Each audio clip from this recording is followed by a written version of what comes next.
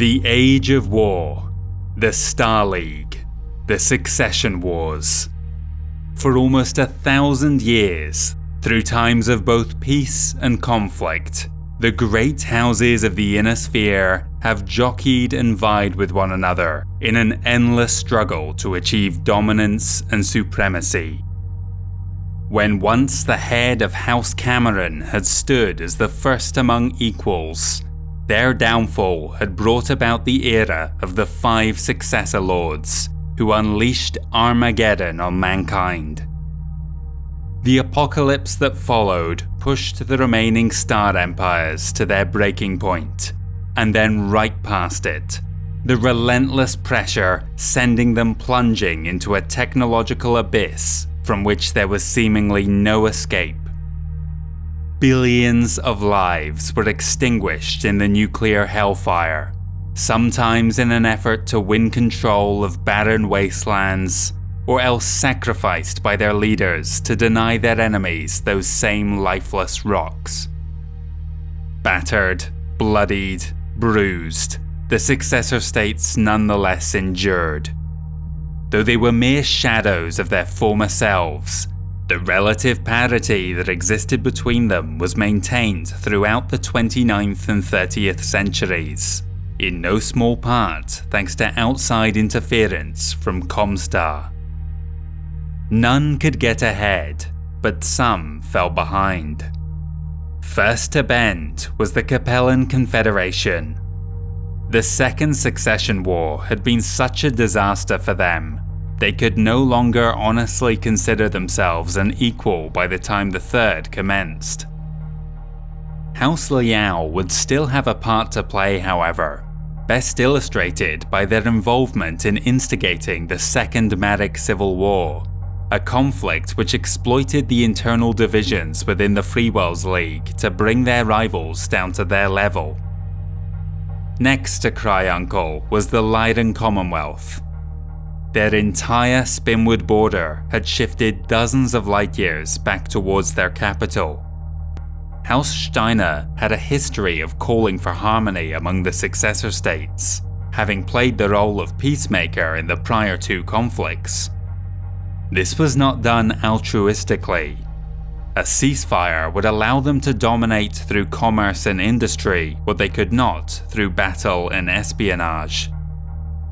When all was said and done, only 2 credible contenders for the crown remained come 3025, House Davion of the Federated Sons and House Kurita of the Draconis Combine.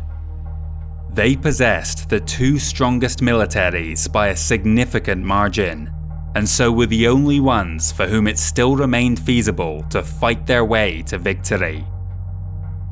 Their shared history had made them arch rivals, arguably the 2 nations with a greater hatred for each other than any other.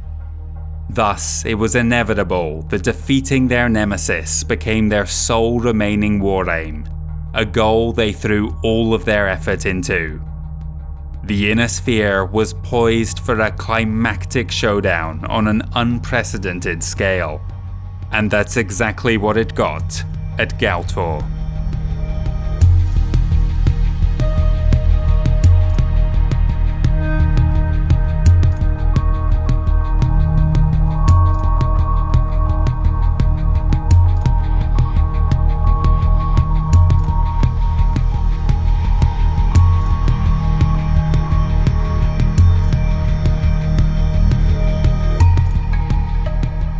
For all the schemes and plans undertaken by the Great Houses, that Galtor became the site of the largest mech battle of all 3 succession wars was entirely accidental. The colony itself was relatively unremarkable, a moderately sized agricultural hub in the Draconis March of the Federated Suns, located on the system's 3rd planet. It did, however, occupy a position of strategic importance. During the era of the Star League, it was part of the Cussor Pocket, soon to be the epicenter of Jinjiro Kurita's infamous invasion in 2787. it would remain a Draconis Combine possession for more than 2 centuries. After such a long period of occupation, you would doubtless expect the cultural allegiance towards their old masters to have been eroded. This was certainly the case for so many planets lost during the opening moves of the First Succession War, but not so on Galtor. A virulent resistance movement plagued the conquerors for decades after their initial victory, but eventually those few partisans that were left went underground out of necessity. But they never gave up hope of one day breaking free from the yoke of the Draconis Combine. Their descendants took up the fight again in 2905, following a raid by the armed forces of the Federated Suns against the military base on World. Rebels did what they could to assist House Davion by reporting on Kuritan deployments in the region, information gleaned from the manifests attached to food exports. The so-called Black and Whites drew their strength from both the rural farmers and urban trade unionists. Help was not forthcoming, however, and again the resistance died out over the next few generations. Things changed with the ascendancy of Hansa Davion to the throne of New Avalon. The first prince publicly promised to reclaim all worlds lost during the First Succession War. This breathed new life into the Black and Whites, who began a campaign against the Draconis Combine mustered soldiery. At that time, there was but a single company of battle mechs on Galtor 3. Although the rebels succeeded in many of their initial strikes, doing so effectively signed their own death warrants. 2 regiments of the elite Sword of Light were dispatched to reinforce the garrison, crushing the resistance underfoot. Although they failed to win their freedom, their actions did succeed in helping the Federated Suns all the same. The redeployment of hostile forces from the Dieron military district sent to pacify the rebellion allowed for other victories elsewhere. It also brought the planet to the attention of Hansa Davion. He was moved by the fate of the Black and Whites. The first prince felt obligated to make the liberation of Galtor one of his key objectives in the next wave of invasions. The Department of Military Intelligence dispatched an MI3 agent to monitor activity on World, waiting for the ideal opportunity to strike. The attack commenced as soon as the Sword of Light departed, allowing the AFFS to overwhelm the sole remaining regiment. Finally, after 235 years of occupation, the planet was at last liberated in 3022. This victory came at great cost to the people of Galtor. More than 17 million had died from the Dragon's retribution, one of the worst death tolls in the history of the Third Succession War. In a tragic irony, most of those came as a result of famine after crops failed and livestock perished. The world that had fed billions during the era of the Star League could no longer even feed itself. In the aftermath, Skiles O'Hanlon, a leader among the Black and Whites, was appointed planetary governor and given the difficult task of rebuilding. The former rebel defied expectations, and within 3 years the planet was well on the way to recovery, though the death of so many millions in recent memory surely cast a pall over this remarkable success. In 3024, Hansa Davion tasked the Ministry of Information, Intelligence and Operations with analysing the worlds he had taken over the past decade, searching for anything that might have been missed. The investigation turned up an intriguing link to a potential Star League supply depot. Reports promised a wealth of SLDF vintage equipment hidden within.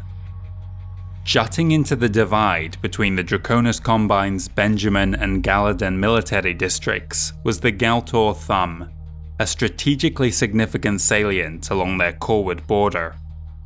It was here that the supposed stockpile could be found. A thorough survey of the planet pinpointed its location in the northern hemisphere, but the cache proved underwhelming. Unsurprisingly, House Kurita had stripped the facility for parts centuries ago, leaving nothing of value for the Federated Suns. Whereas others saw only disappointment, Hansa Davion saw unique potential. Although his intelligence agency had overpromised and underdelivered, their initial enthusiasm could be turned into a powerful tool of deception against their enemy. The First Prince gave orders for those early reports to be leaked to the Draconis Combine Internal Security Force as the first phase of Operation Muffet. His plan was to draw some of the hostile regiments that surrounded the Galtor Thumb into a prepared kill box, draining them of their strength and thereby preventing further aggression in the region. Activity around the old Starleague ruin was frenzied. A supply base was hastily erected, troops were redeployed for defense, and a handful of barely functional dropship hulks were redirected there to complete the illusion that something had been found and was awaiting transport. Really, the only work that was going on was done by sappers and engineers, constructing an elaborate trap for whatever DCMS unit was unlucky enough to stumble into it. The ISF was not so easily fooled, however. They examined the reports crossing their desk with suspicion, unable to believe that such a site could have been overlooked by their predecessors for so long.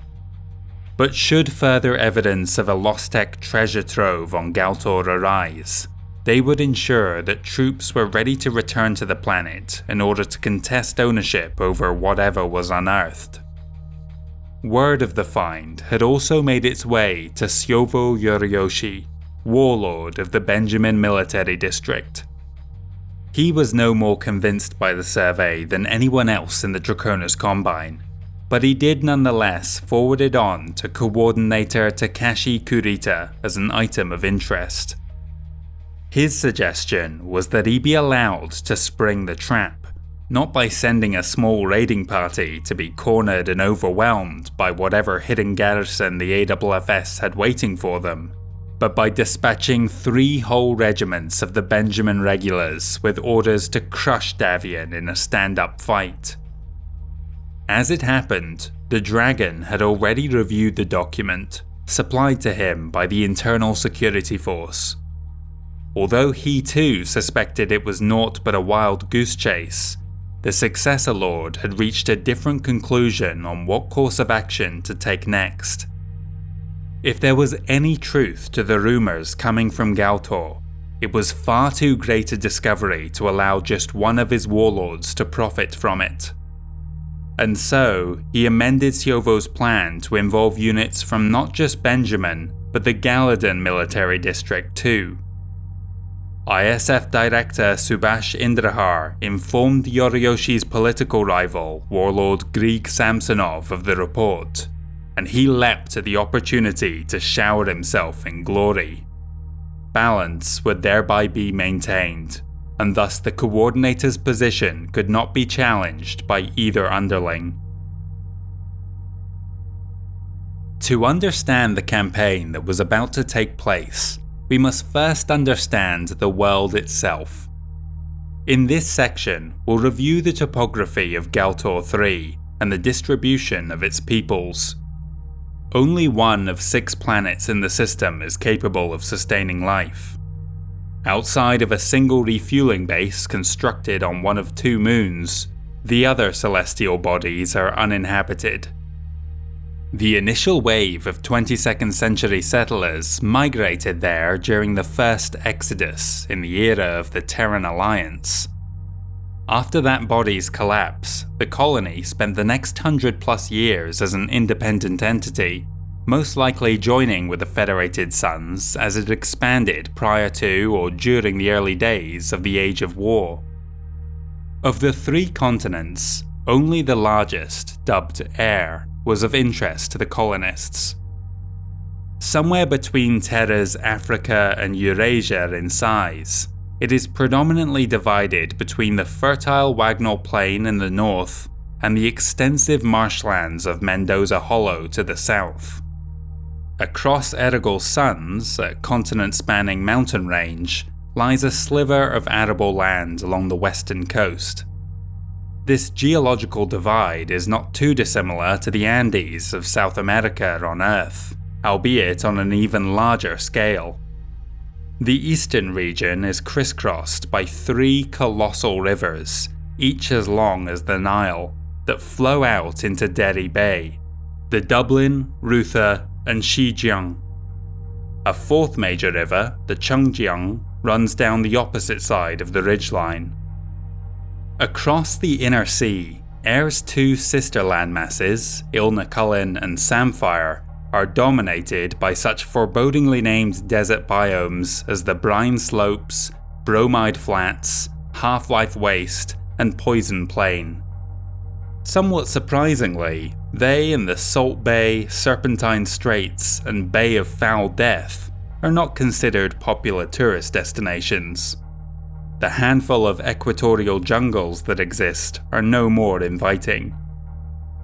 At the dawn of 3025, 36,423,000 people called Galtor home. The inhabitants, who chiefly reside in rural farming communities, can be split roughly equally into 2 ethnic groups, Anglo-Irish and Han Chinese. Together, they account for 91% of the planetary populace. Though at one time there had been conflicts between them, the Webster Compact, signed sometime around the 23rd century, paved the way for peaceful coexistence, dividing Air into 2 autonomous regions. With 2 million permanent residents, New Delhi is the capital of both the Grand Duchy of Galtor and the world at large. This polity encompasses the majority of the continent. 4 other coastal towns and 5 inland ones dot the landscape, none housing more than 500,000 people. They are connected via a web of transport links. The waterways are heavily utilized, indeed vessels such as the Seahorse and Neptune are notable exports for Galtor naval yards, and they are supported by an extensive magrail network. New Delhi Starport is the primary off-world transit point. Everything west of Errigal's Sons belongs to Galtor's second political body, Zhonghua Zhenmin Galtor Guo. There are only 2 major urban centers here, the equatorial New Wuhan City with a population of 1.5 million, and Chongli on the south coast with 600,000. Each is serviced by a small spaceport and connected by a maglev track. Rail lines also allow for trade between the 2 autonomous regions via Wuhan Pass, Middleway Pass, and a 3rd route around the southern end of the range. There is one more navigable path through the mountains at Chongli, but this is seldom used. The colony primarily serves as a breadbasket for the Federated Sun's Draconis march. The fertile pastures of Air are so extensive that they put the Great Plains of Terra's North America to shame. Although there is a tremendous bounty to be had from the land, Succession War's hardship has prevented the Galtor natives from being able to fully exploit it. Currently, only 32% of the Wagnall Plain is cultivated, down from 53% during the era of the Star League. Mineral quarrying, textile production, and fertilizers are secondary exports, with food processing and genetic crop research also bringing in capital. The economy is further augmented by the aforementioned shipbuilding. The planet also receives some limited tourism, unusual for a border world. You can enjoy excellent kayaking along the Chengjiang and Dublin rivers, or sport fishing for local megafauna off the coast. Every one of these industries would suffer in the year to come. Ahead of the 2 successor state militaries, and ahead of us chronicling the Galtor campaign too, lies a 4-month battle with numerous moving parts and shifting objectives. Before we can properly delve into the chaos, we need to take one more break in order to run through the full tables of organization and equipment for the armed forces of the Federated Suns and Draconis Combine Mustered Soldiery. Doing so now will allow us to maintain a steady pace to our history.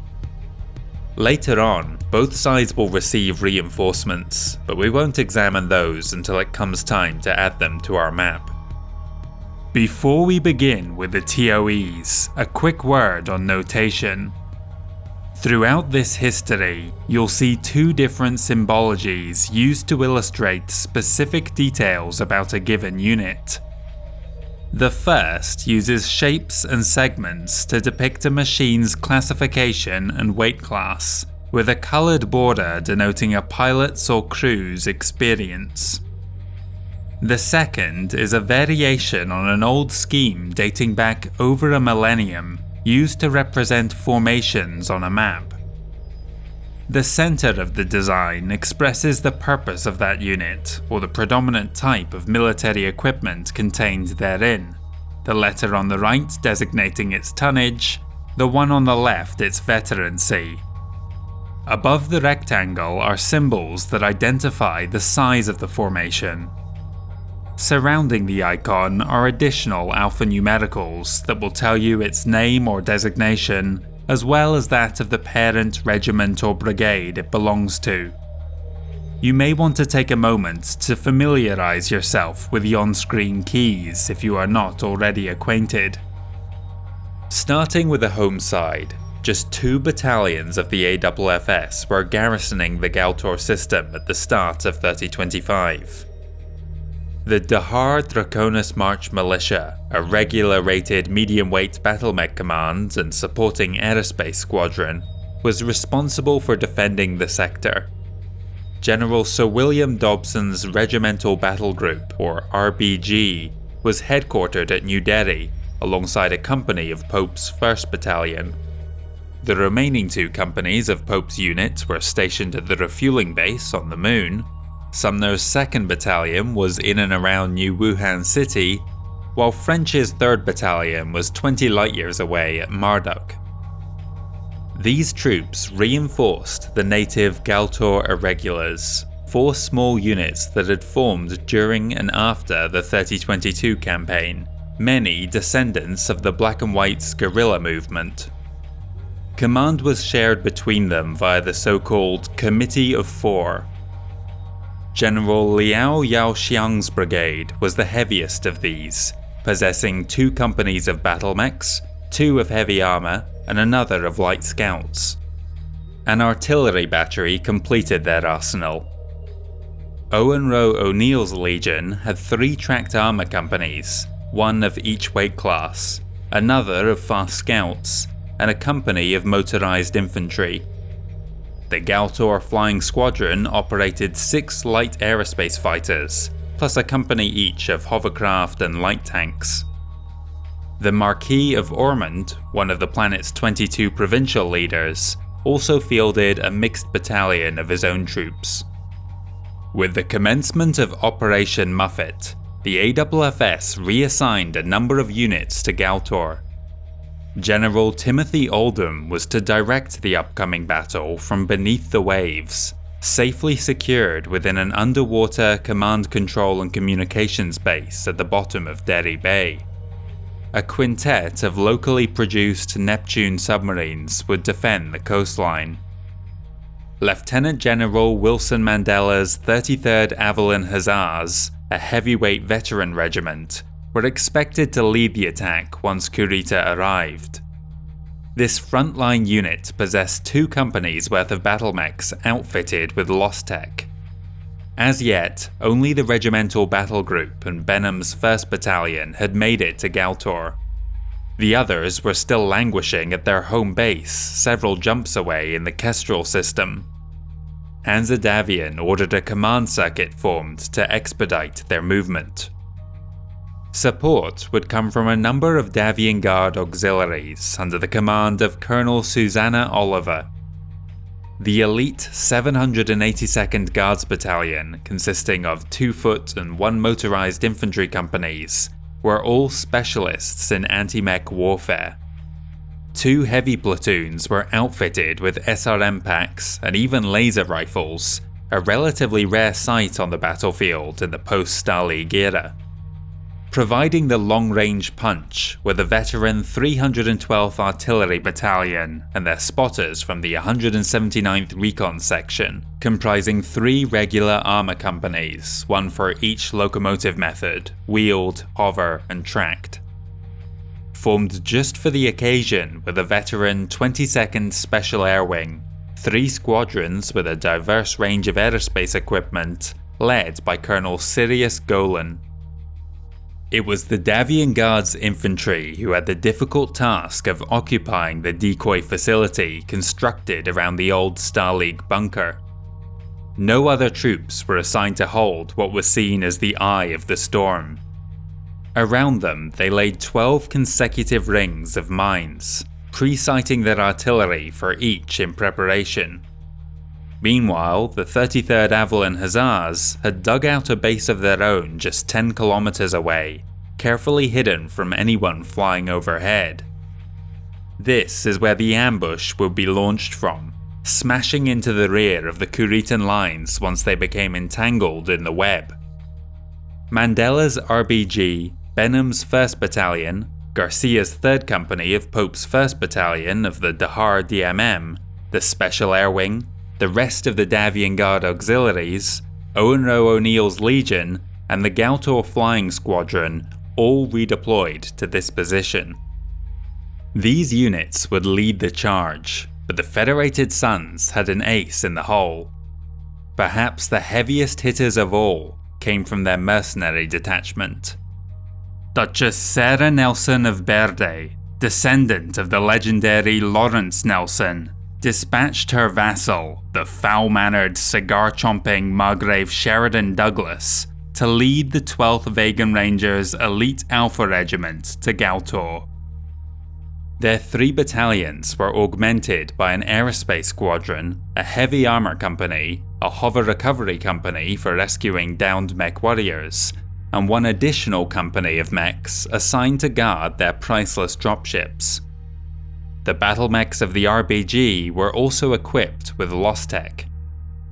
Key Biscayne, the Overlord-class dropship carrying McCullough's 3rd Battalion, landed at New Delhi, while Bragg's 1st, Johnston's 2nd, and the rest of the unit were secreted at hidden bases throughout the star system, waiting for the call to come in all guns blazing. This many units redeploying to the front did not go unnoticed. Sensing blood in the water and money to be made, the infamous Lone Wolves Mercenary Brigade took the opportunity to position themselves on Galtor as well. This ragtag assortment of scoundrels and vagabonds bears special mention, even though at this stage they were still neutral.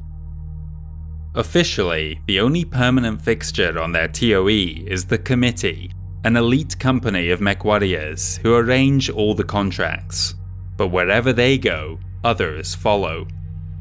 At the time of Operation Muffet, there were 17 other small units circling like sharks. Experience ranged from the very best to the very worst, as did the quality of their equipment, with 9 Lances outfitted with lost tech, and also their personal hygiene. But overall, the Lone Wolves Augmented Regiment was rated as veteran in 3025. Among their ranks, Lords of the Sword were the largest, with 20 battle mechs. Crowned Seraph also had a reinforced company. Hakim's company and Negef's company both consisted of 12 mechs and 2 supporting armor lances. Force for Galaxy Freedom were the only other units to field 12 battle mechs. Albrot's company and God's Judgment had 2 lances each. Company of Wolves and Stetson's company each had 1 lance plus another of armor.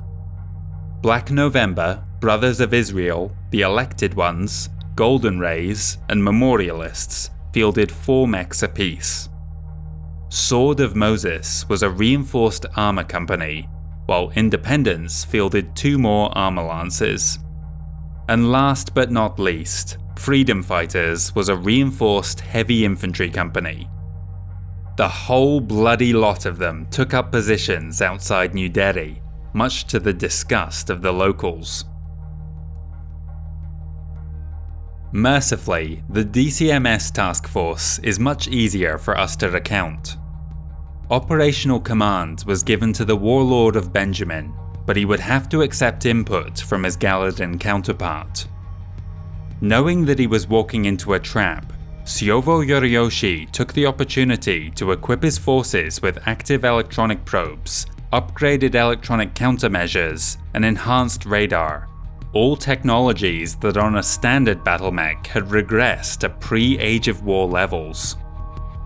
The veteran heavy assault 17th Benjamin Regulars were to lead the campaign. Elazar's 1st Battalion, whose lead company had access to Lost Tech, Gonen's 2nd, and Sharon's 3rd. As the personal command of Siovo himself, they wanted for nothing.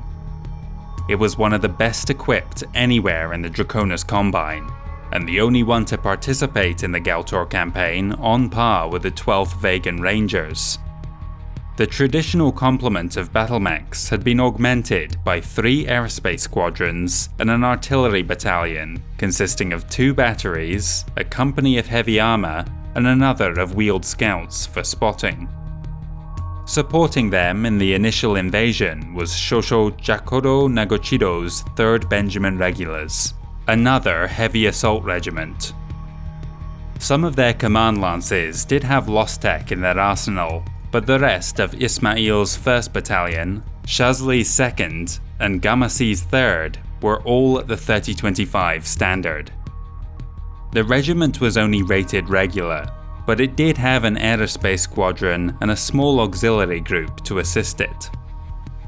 From the Galadin military district, only the 21st Regulars were supposed to be included in the assault, and even then relegated mostly to support. Across Van Capellari's 1st, Warren's 2nd, and Reed's 3rd, there were only 2 lances with Lost Tech weaponry. The Earl of Marlow, Yarvek Dolmassi, was not best pleased about being dragged into a campaign he saw as a colossal waste of time and resources, but was nonetheless obliged to go along with his orders.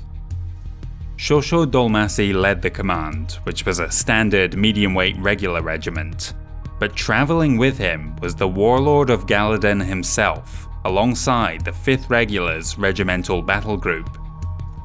Grieg Samsonov anticipated that his rival would soon botch the entire operation, and so had 2 more of his own regiments standing by at their jump points, ready to sweep in and pick up the pieces, along with any salvage and, more importantly, the prestige too. The 5th Galadin Regulars were mostly mediums, but the veteran MechWarriors were especially proficient at assaulting enemy positions, unlike the 21st who had specialized in defense.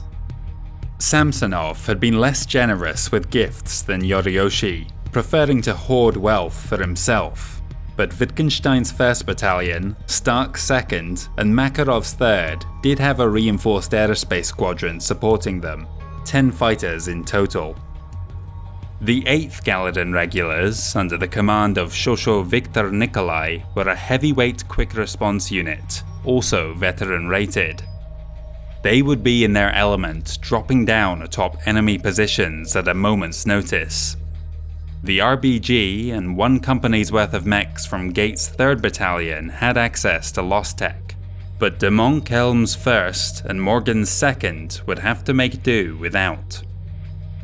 Also waiting in the wings was the veteran 82nd Galadin Artillery, 2 heavy batteries and attendant scouts, an additional company of light mechs for recon, and another of heavy armor for defense, all under the command of Taisar John Henry Westman.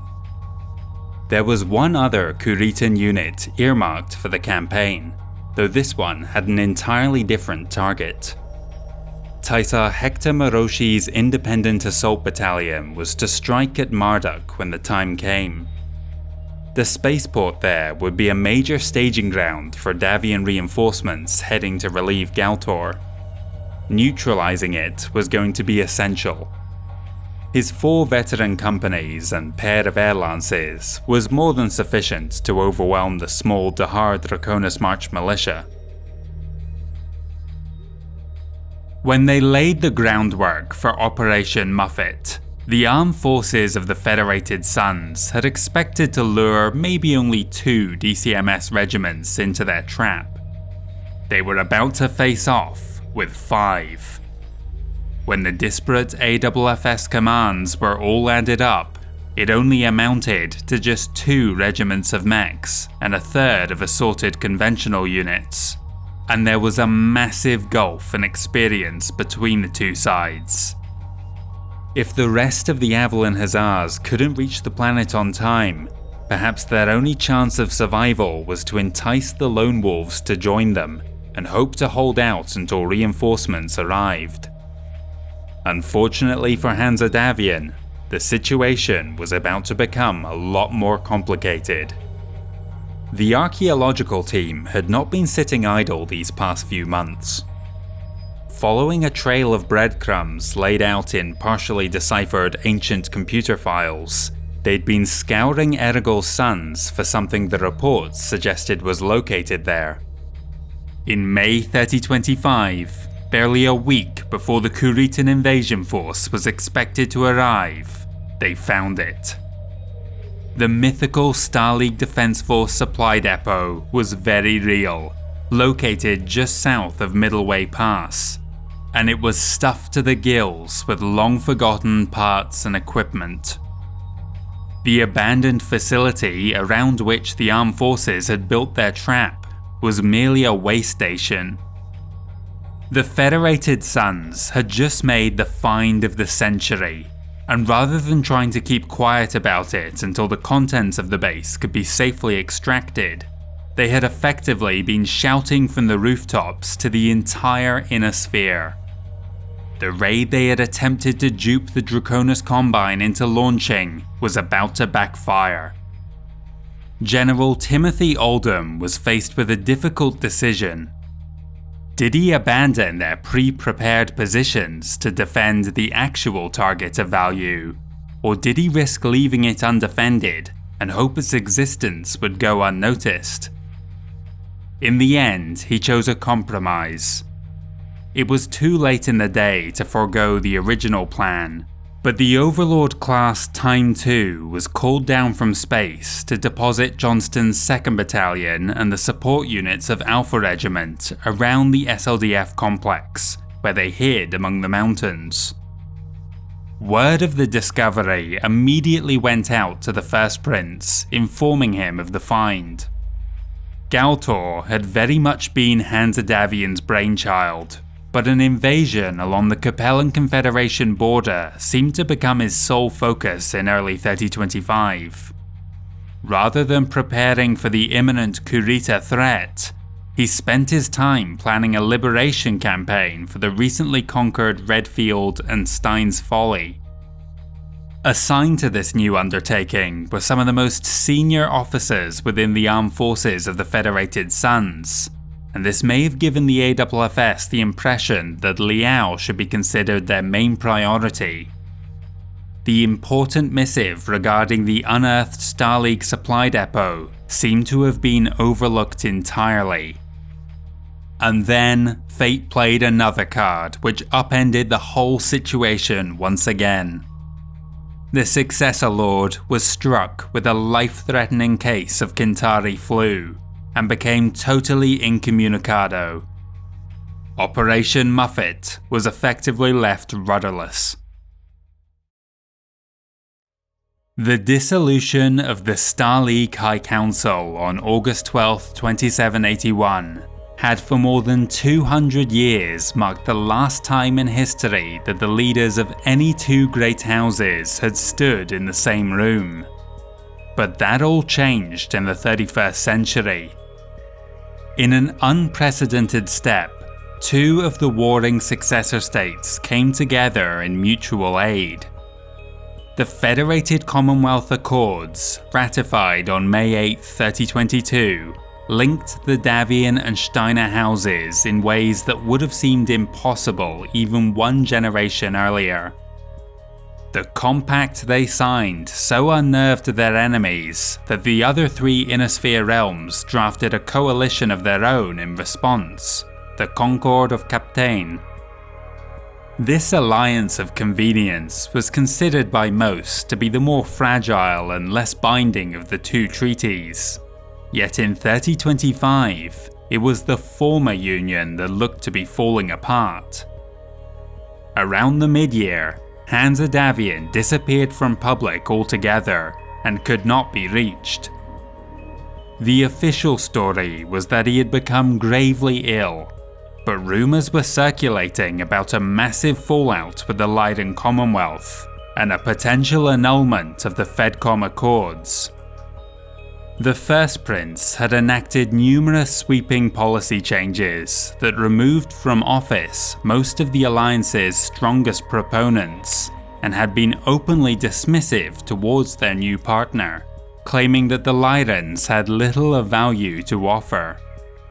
It seemed to all involved as if Hansa had had a complete change of heart, renouncing the agreement. For her part, Archon Katrina Steiner was trying desperately to make it work, but she faced no shortage of opposition within her own nation's nobility, a faction that was all the more vocal after hearing the foreign successor lord's incendiary words. Within the span of a few weeks, the situation had devolved to the point where some were whispering that the two distant nations would soon be at war with each other. An emergency session on Terra failed to resolve the issues. Davion formally declared his intention to withdraw from the prospective Federated Commonwealth soon after. This was the political backdrop to the Galtor campaign. When you inevitably ask yourself why the Great House responded so slowly and committed so little to the fight, keep in mind the wider context of how small the battle over a single world is in relation to renewed hostilities against a third successor state. As Judgment Day approached, the sleeping dragon started to shift. It wasn't just the Galtor thumb that its talons were closing around, but rather frontline commanders everywhere were reporting activity along the entire border. DCMS regiments were preparing to board their dropships all over the place. The Department of Military Intelligence were inundated with requests for aid, and those units holding the line were ordered to hunker down and shelter in place. Unbeknownst to them, there was no invasion inbound. It was just a ruse to misdirect the Federated Suns into thinking the attack would come elsewhere. Any cries for help coming from Galtor would likely be lost in the flood of bogus information. The exceptions, of course, were the 3rd and 17th Benjamin Regulars lifting off Tripoli and Riesling's planet, and the 21st Galadin doing the same over at Marlowe's Rift. Other pieces of the puzzle were starting to fall into place. Back in January, Grieg Samsonov had assigned Wolf's Dragoons to take Deschler, partly to cut off aid from that neighbouring system, but also to prevent the mercenaries from participating in the upcoming Galtor campaign, and thereby depriving his own regulars of the glory. Meade's 2nd Battalion of the 33rd Avalon Hussars were still lagging far behind in their redeployment from Kestrel. Currently, they were transitioning through the Draconis March capital of Robinson. A well-placed saboteur chose that moment to discharge the Olympus-class space station's batteries, further delaying the unit's progress. The first casualties of the campaign came soon after at Marduk. Pro-Kuritan guerrillas damaged a crucial sealant tube aboard the Dahardi MM's Union-class dropship Jesper. When it launched, the pipeline ruptured and the vessel came crashing back down atop another company waiting to board. 2/3 of French's 3rd Battalion was destroyed before even setting foot on the target world. The starport itself had also sustained terrible damage, hindering its use as a supply point for reinforcements. Meanwhile, a civilian dropship was making landfall on Galtor. Inside were 4 MechWarriors and a squad of infantry, one of the legendary Draconis elite strike teams. They had a special mission to undertake. Slipping into the mild waters of Derry Bay, the Dest commandos set about searching for the hidden C3 compound occupied by the AFFS general in charge of the planet's defense. They also kept one watchful eye open for any aggressive megafauna that lurked in the ocean depths. The goal was to capture key personnel and intelligence if possible, or detonate the facility if not.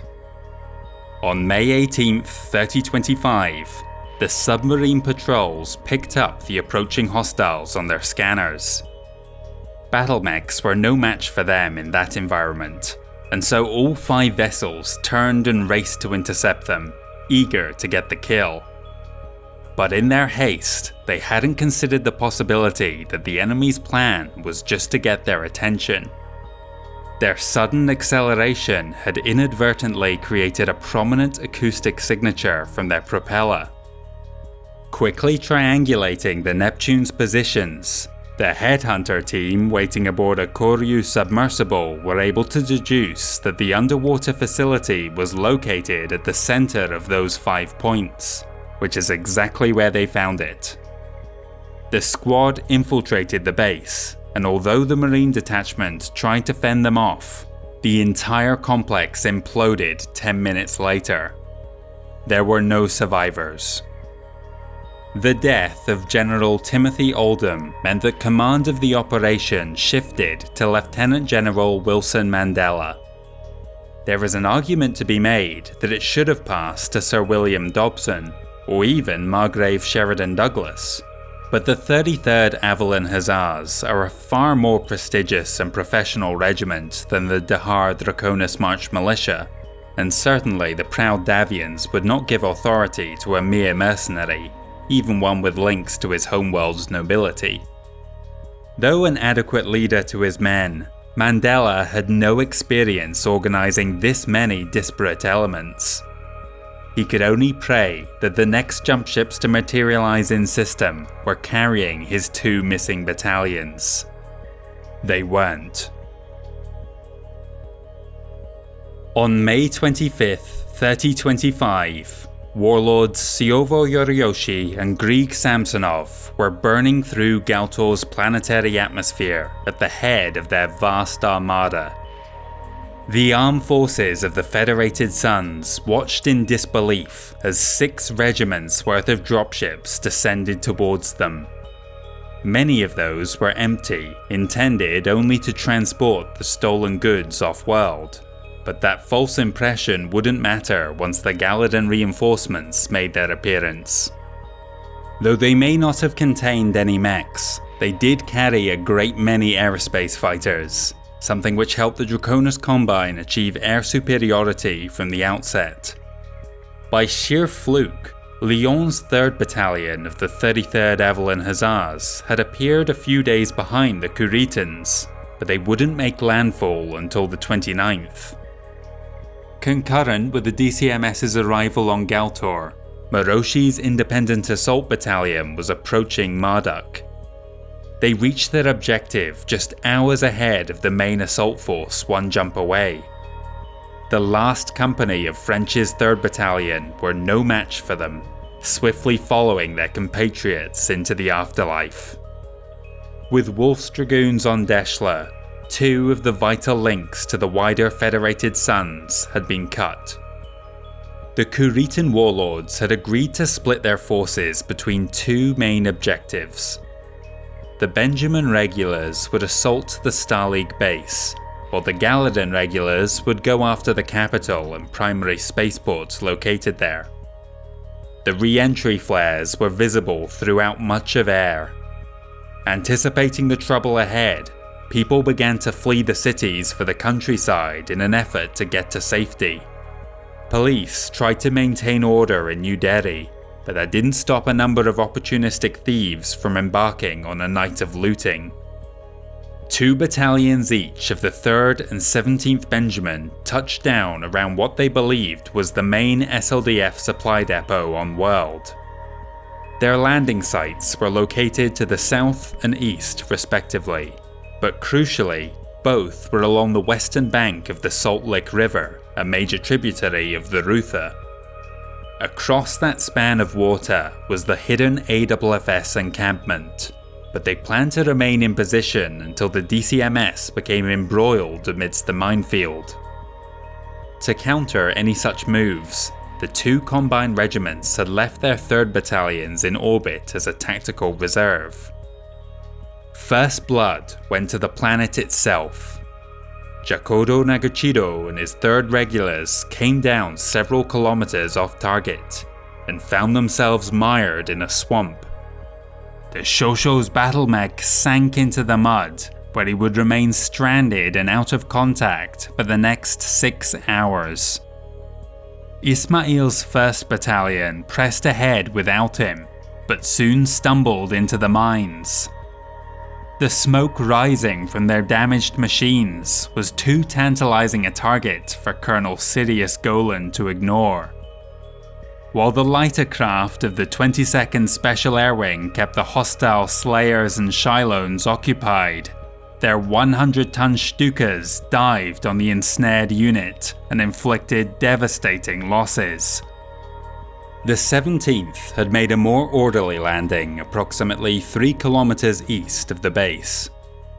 As previously mentioned, Siovo had suitably equipped his forces with mine-clearing equipment, and Elazar's 1st Battalion made swift progress through the defensive rings.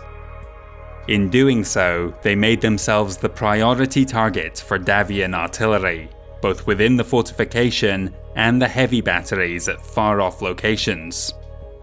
The mechs shifted their focus from demining to hunting for the 179th Recon that were tracking them. The 21st Galadin committed 6 of their 9 companies to the fight from the start, 2 from each battalion. The 1st and 2nd battalions descended upon New Delhi's outskirts, not expecting much resistance. Unfortunately for them, the Davion commanders had just concluded negotiations with the Lone Wolves, and the mercs unleashed their bloodlust upon them. Most psychotic of all was John Big Booty Stetson, whose hatchetmen roamed the field taking scalps. Warren's 2nd Battalion was almost a total loss, save for 1 company watching on helplessly from space. The Earl of Marlow wisely called for a retreat. Reed's 3rd, meanwhile, dropped right on top of Wuhan Pass. The company of Dahar militia responsible for keeping that route open were caught entirely by surprise. Many never even made it to their mechs. 7 of the captured machines sustained 0 damage and were immediately pressed into service with the enemy. By losing control of the vital link, the remainder of Sumner's 2nd Battalion was prevented from reinforcing their allies in the Grand Duchy without a lengthy detour south. Lieutenant General Wilson Mandela was seized by indecision watching the enormous battle unfolding before him. He was hesitant to leave his hidden position while so many hostile aerospace fighters remained overhead. The 22nd Special Air Wing and Galtor Flying Squadron had the numbers to match the invaders, but the 17th Benjamin contained some of the best pilots anywhere in the Draconis Combine, giving them a slight edge.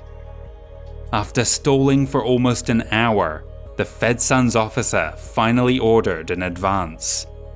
It was a delay that would prove decisive.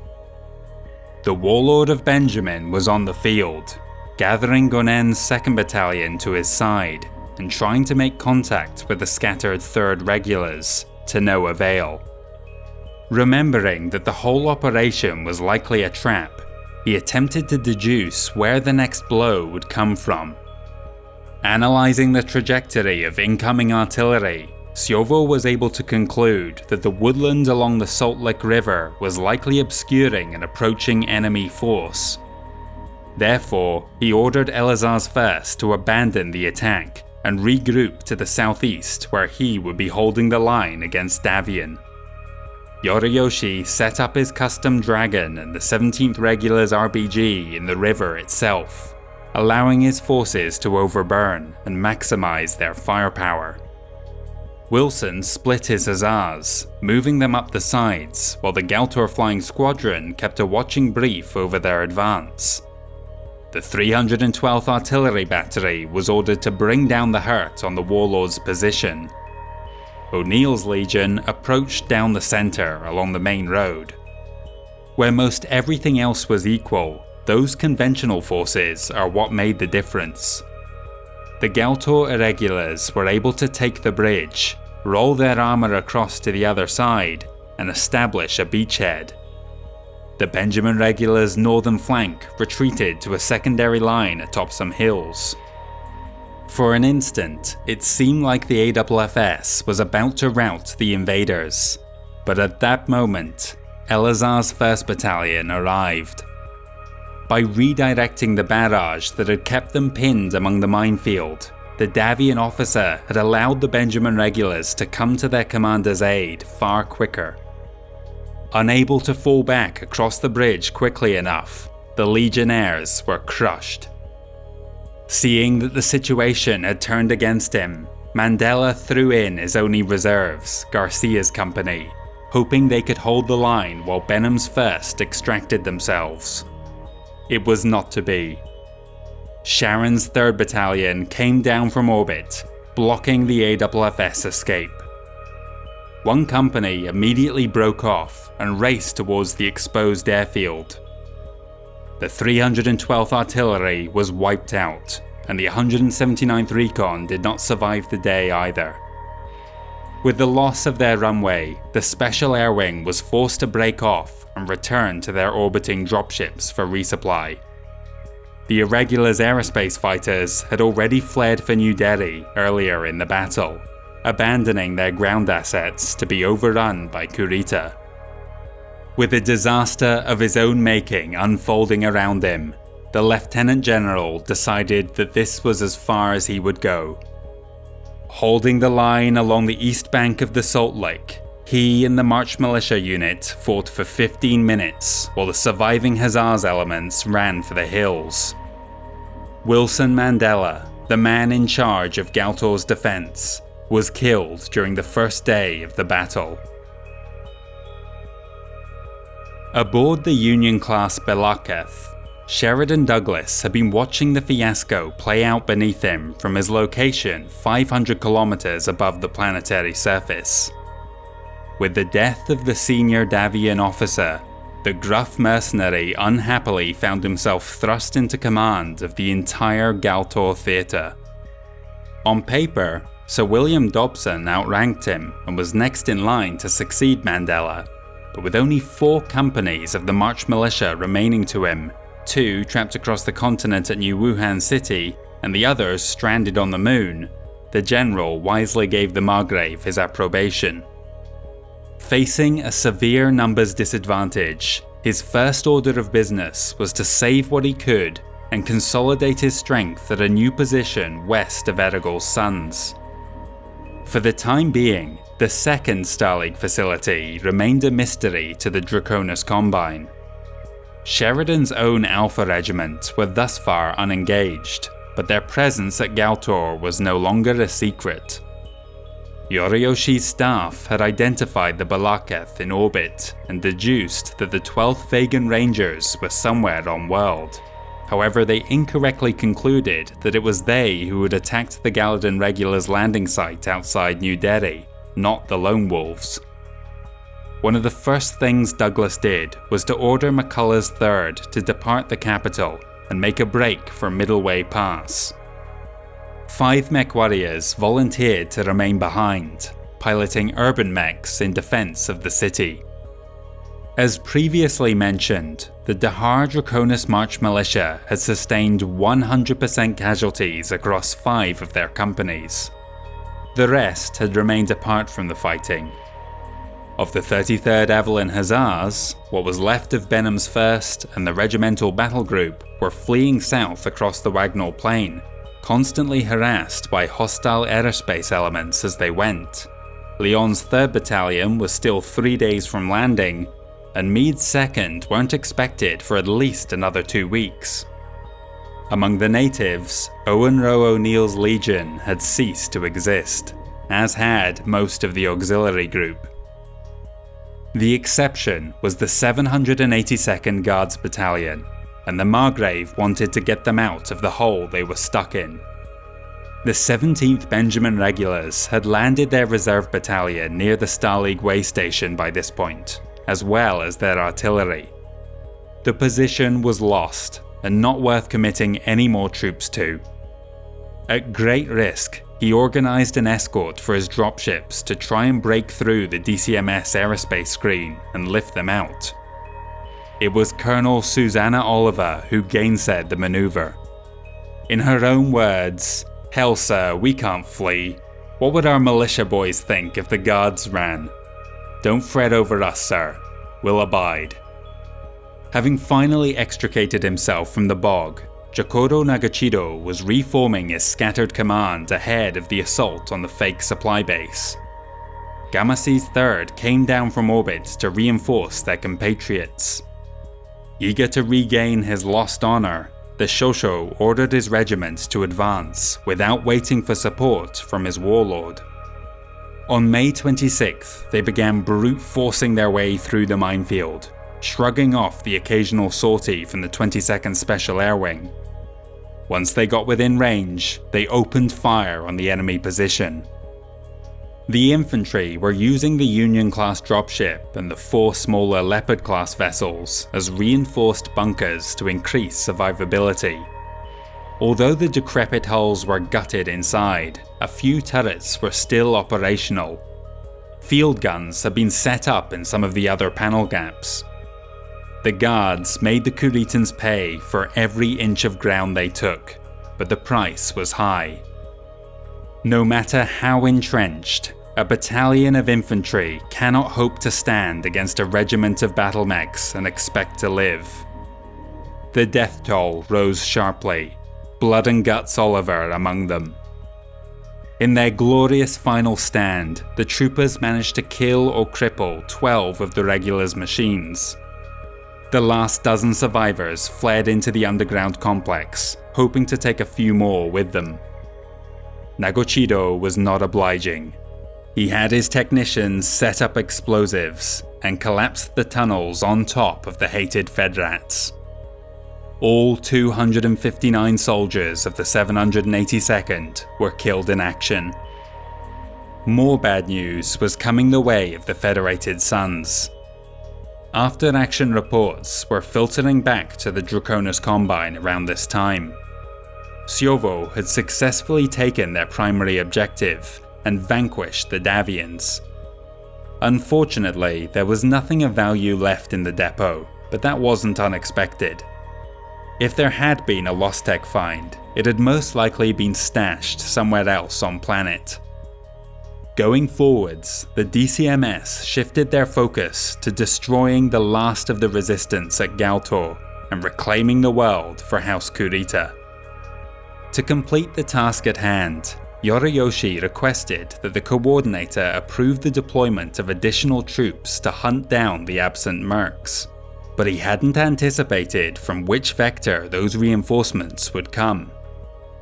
After the failure of the 21st Galadin regulars to take New Delhi, Grieg Samsonov put out the call for his out-of-system reserves to make the jump. Arriving at a pirate point, the rest of the 5th Galadin regulars would reach Galtor more or less concurrently with the next wave of 33rd Avalon Hussars. The 8th Galadin regulars were hot on their heels. With 5 DCMS regiments now arrayed against them, it was even more imperative that Sheridan picked his battles. The March Militia RBG and Liao Xiang's brigade were instructed to pack up and prepare to depart New Delhi the next day, but this order was later countermanded. The chief reason for this was that it would give the notoriously fickle lone wolves an opportunity to loot the capital. They'd already fought among themselves over the salvage so graciously provided them by the dead Galladon regulars. It was clear they couldn't be trusted. The committee had negotiated a day-by-day contract that required renewal each morning, and at any moment, the brigade's component parts could decide to cut their losses and either boost for home or switch sides altogether. Across the continent, the Marquis of Ormond was told to drive his battalion northwest to the Star League supply depot where the 12th Vegan Rangers Regimental Battle Group would soon be descending. This freed up 2 companies of Johnston's 2nd to move up the coast themselves towards the planet's second city, where they would link up with Sumner's depleted 2nd Battalion. Together, they would launch an assault against Wuhan Pass. Even if they could not force the DCMS out, they could establish a bottleneck on their own end that would prevent more of the mustered soldiery from pouring through. Outnumbered 2-1, Reed's 3rd Battalion held their ground, pulling back in good order to secondary and then tertiary defensive lines as the AFFS came on. The Galladon regulars could not be dislodged, their dedicated rocket company holding the enemy at bay, but the Davion force had nonetheless succeeded in closing off the route. Around this time, McCulloch's 3rd reached Middleway Pass, where they linked up with the 33rd Avalon Hussars, who had at last escaped the endless fields of the Wagnall Plain. On May 29th, both sides received their reinforcements. Colonel Leon touched down at New Wuhan City Starport, where the 22nd Special Air Wing had established a new base for themselves, and assumed command of the 33rd Avalon Hussar survivors. Even breaking through the hostile overwatch had cost him around 5% of his strength, but that was nothing compared to Benham's 1st, which had its effectiveness depleted by 40%, and the RBG, which was down by 65%. The battered regiment took up station within the urban centre. Sheridan reorganised the rest of their line accordingly. Bragg's 1st remained in orbit aboard the Overlord-class Santiago as his only reserve. Alpha's aerospace squadron guarded those vulnerable dropships. Johnston's 2nd held Wuhan Pass alongside Sumner's 2nd of the Draconis March Militia. The Marquis of Ormond was tasked with occupying Middleway Pass. Douglas's Regimental Battle Group and McCulloch's 3rd secured the Star League base, the only reason they were still on Galtor. Across air, the Dahar RBG, Lone Wolves, and Liao Xiang's brigade remained trapped in the capital. The civilian, police, and firefighters had been pressed into service as the New Delhi Civil Defense in a last-ditch effort to retain control of the city. They were needed even sooner than expected. The 5th Galladon regulars came down in full force atop the main northwest road. A day later, on May 30th, the 8th Galladon regulars landed to the south, blocking all escapes.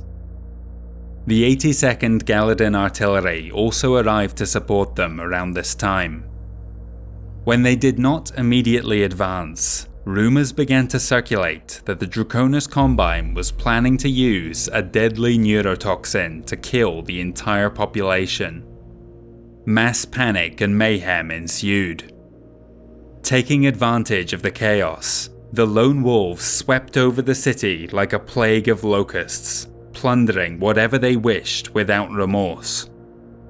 Order was only restored when Sir William Dobson took justice into his own hands. The General's Warhammer roamed the streets, dispensing summary judgment on any who refused to return to their posts. 2 of the bandit mercenaries were executed in this fashion. As it happened, the reason for the delay was nothing to do with chemical warfare. It was instead because of a clash of egos between the district commanders. The two men pontificated over precedence and prestige, each more interested in outmaneuvering their political opponent than outmaneuvering the enemy on the field.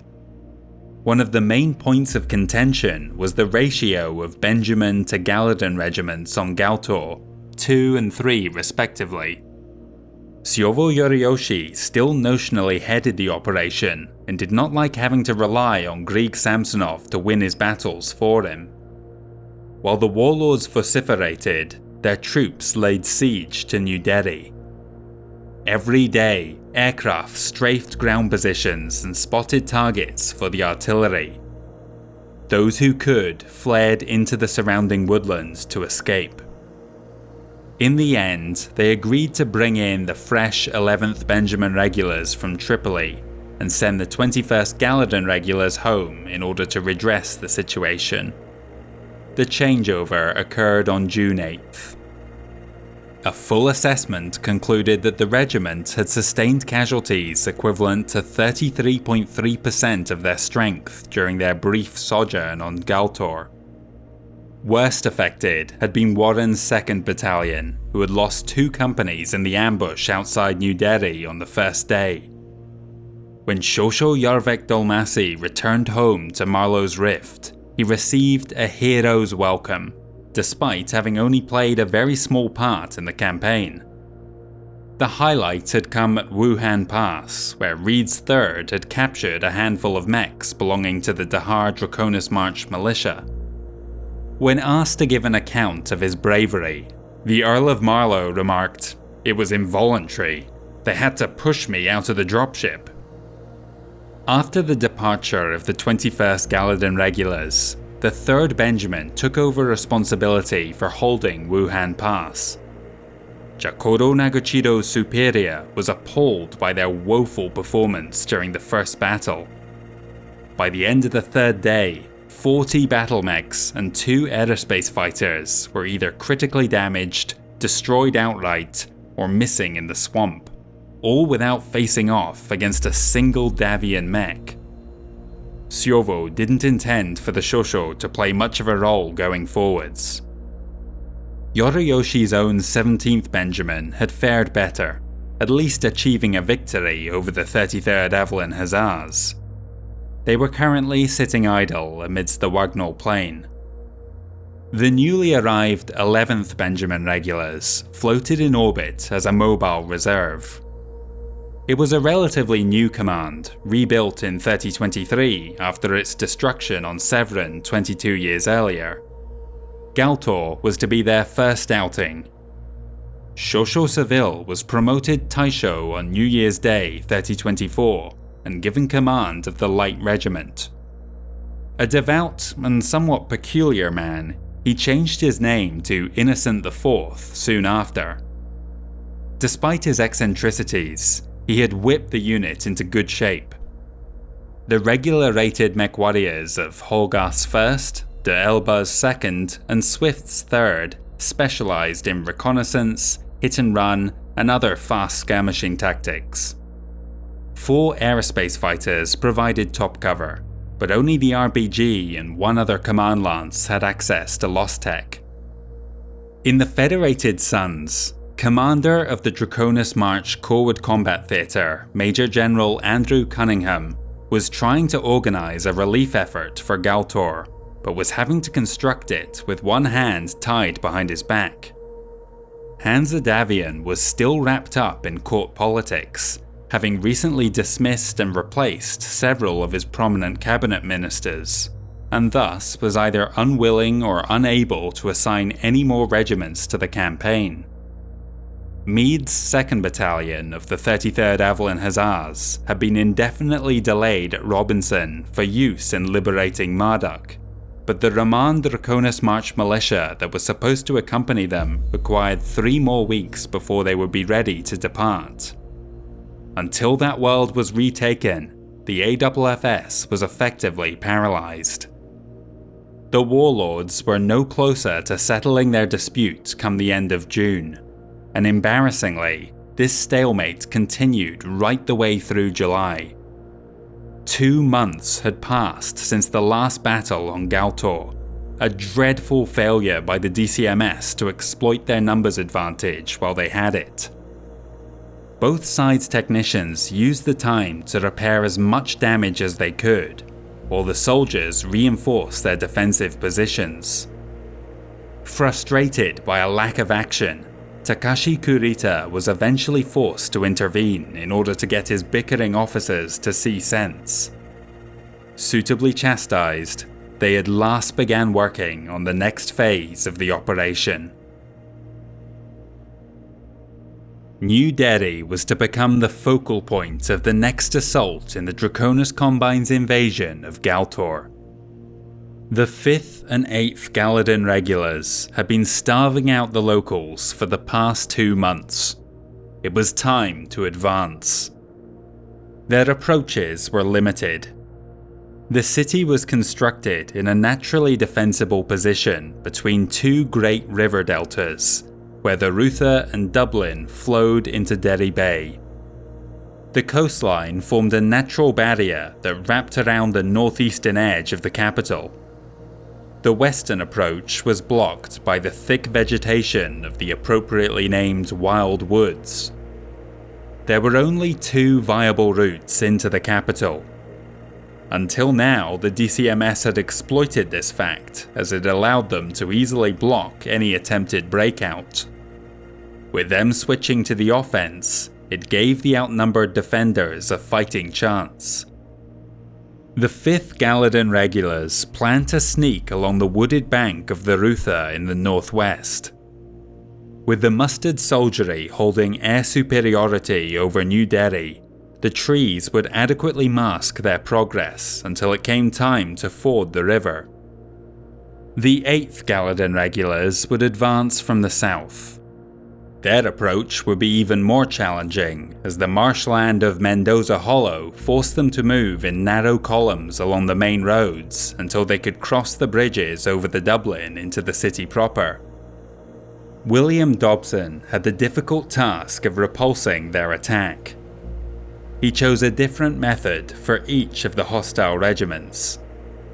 Reasoning that the Kuritan number advantage would be minimized inside the urban streets, the general chose not to block the 5th Galladon's entry.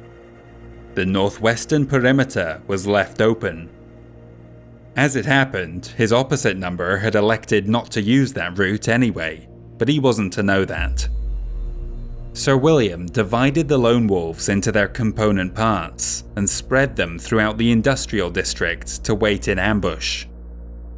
The New Delhi Civil Defence were likewise stationed in the residential area just behind them, partly to assist in the defence, and partly to extinguish the conflagration that would inevitably break out once combat got underway. Those who weren't fighting fires were starting them, as the civilian force carried flamers, inferno missiles, and satchel charges. To the south, Liao Yaoxiang's brigade was responsible for holding the line along the riverbank, from Froma Park in the west down to the river mouth in the east. They had spent weeks setting up defensive positions at the 4 bridges, hoping to delay the enemy long enough for their artillery, positioned back in the heart of the city, to rain down death on pre-sighted targets. The 12th Vegan Rangers' reinforced lance of urban mechs, an elite lance from the committee, and 1 more lance from Hakim's Lostec-equipped mechs were organised into the so-called Flying Reserve, camped at Dublin Town Square, opposite the central government house. In an emergency, the few remaining aerospace fighters of the Galtor Flying Squadron would take to the air in what would likely be a suicide mission. Elliott Park served as the command centre for the entire garrison. The Dahar Draconis March Militia Regimental Battle Group, which included their mobile headquarters, repair gantries, ammunition dump, and even the parked Leopard-class Marion Davies, was set up there. The Brothers of Israel and armour elements from Hakim's company acted as sentries for the Lone Wolves' own technicians. The non-combatants on the green were surrounded by a perimeter minefield. Dobson himself would be fighting aboard his Warhammer. After 2 months of relative quiet, the Galtor campaign flared up once more on July 30th when the 5th Galladon regulars began moving. Grieg Samsonov's pride and his quest for glory would again play a part in proceedings.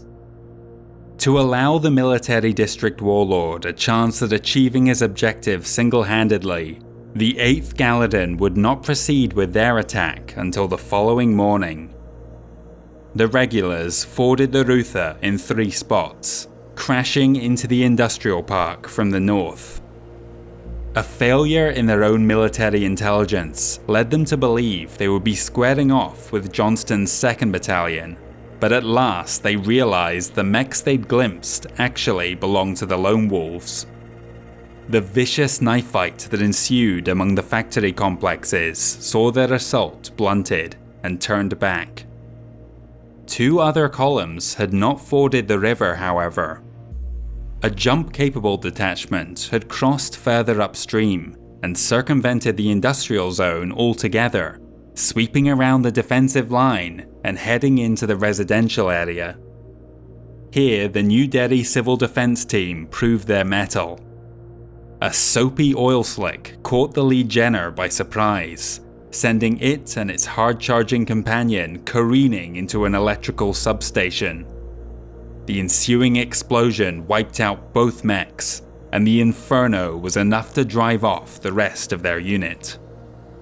While this battle was going on, a 5th group was advancing in secret towards the city centre. 2 companies of Wittgenstein's 1st Battalion, Kiyomasa's 1st and Keisuke's 2nd, waded along the bottom of the Ruther, bypassing the minefield altogether. With them was a lance of assault mechs from the regimental battle group, but there is no recorded sighting of Samsonov's Atlas.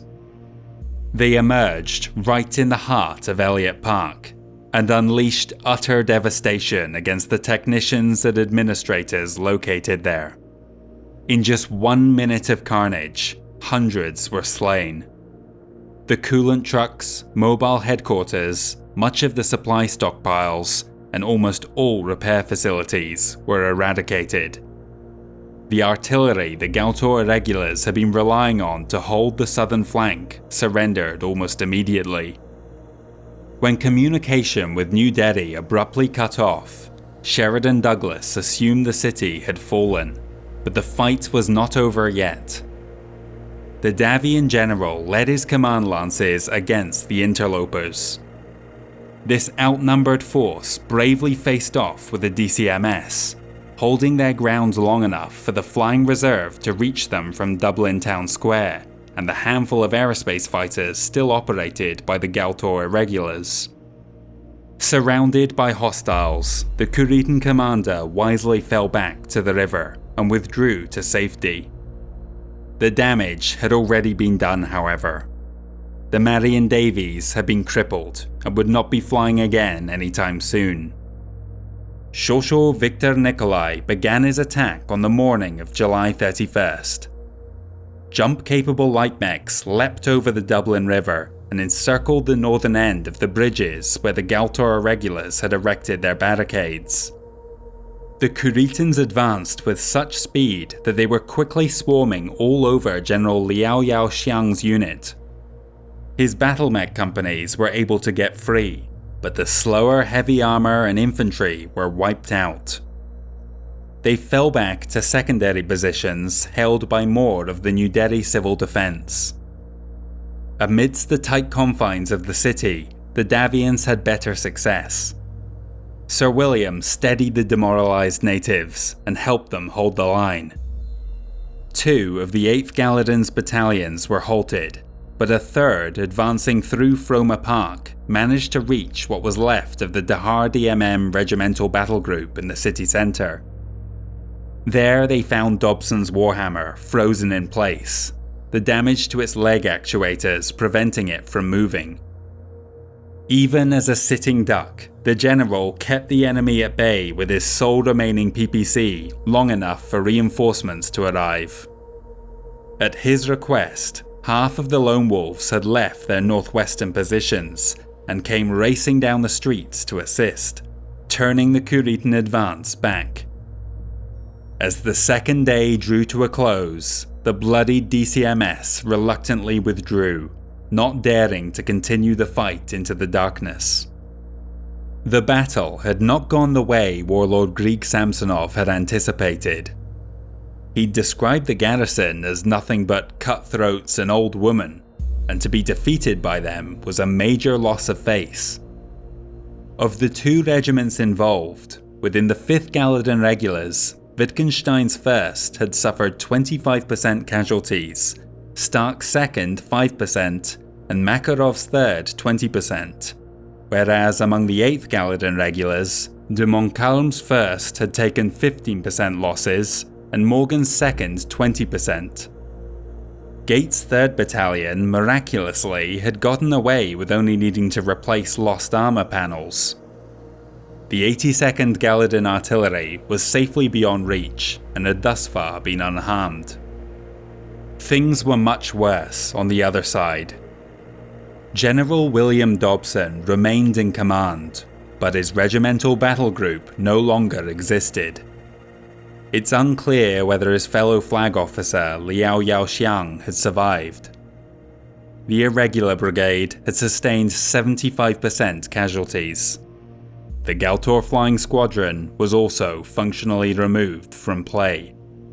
Alpha's Urban Mech volunteers were all dead. The Lone Wolves had acquitted themselves well, holding to their contract and fighting with ferocity. 40% losses had sapped their strength, but they had fared better than most.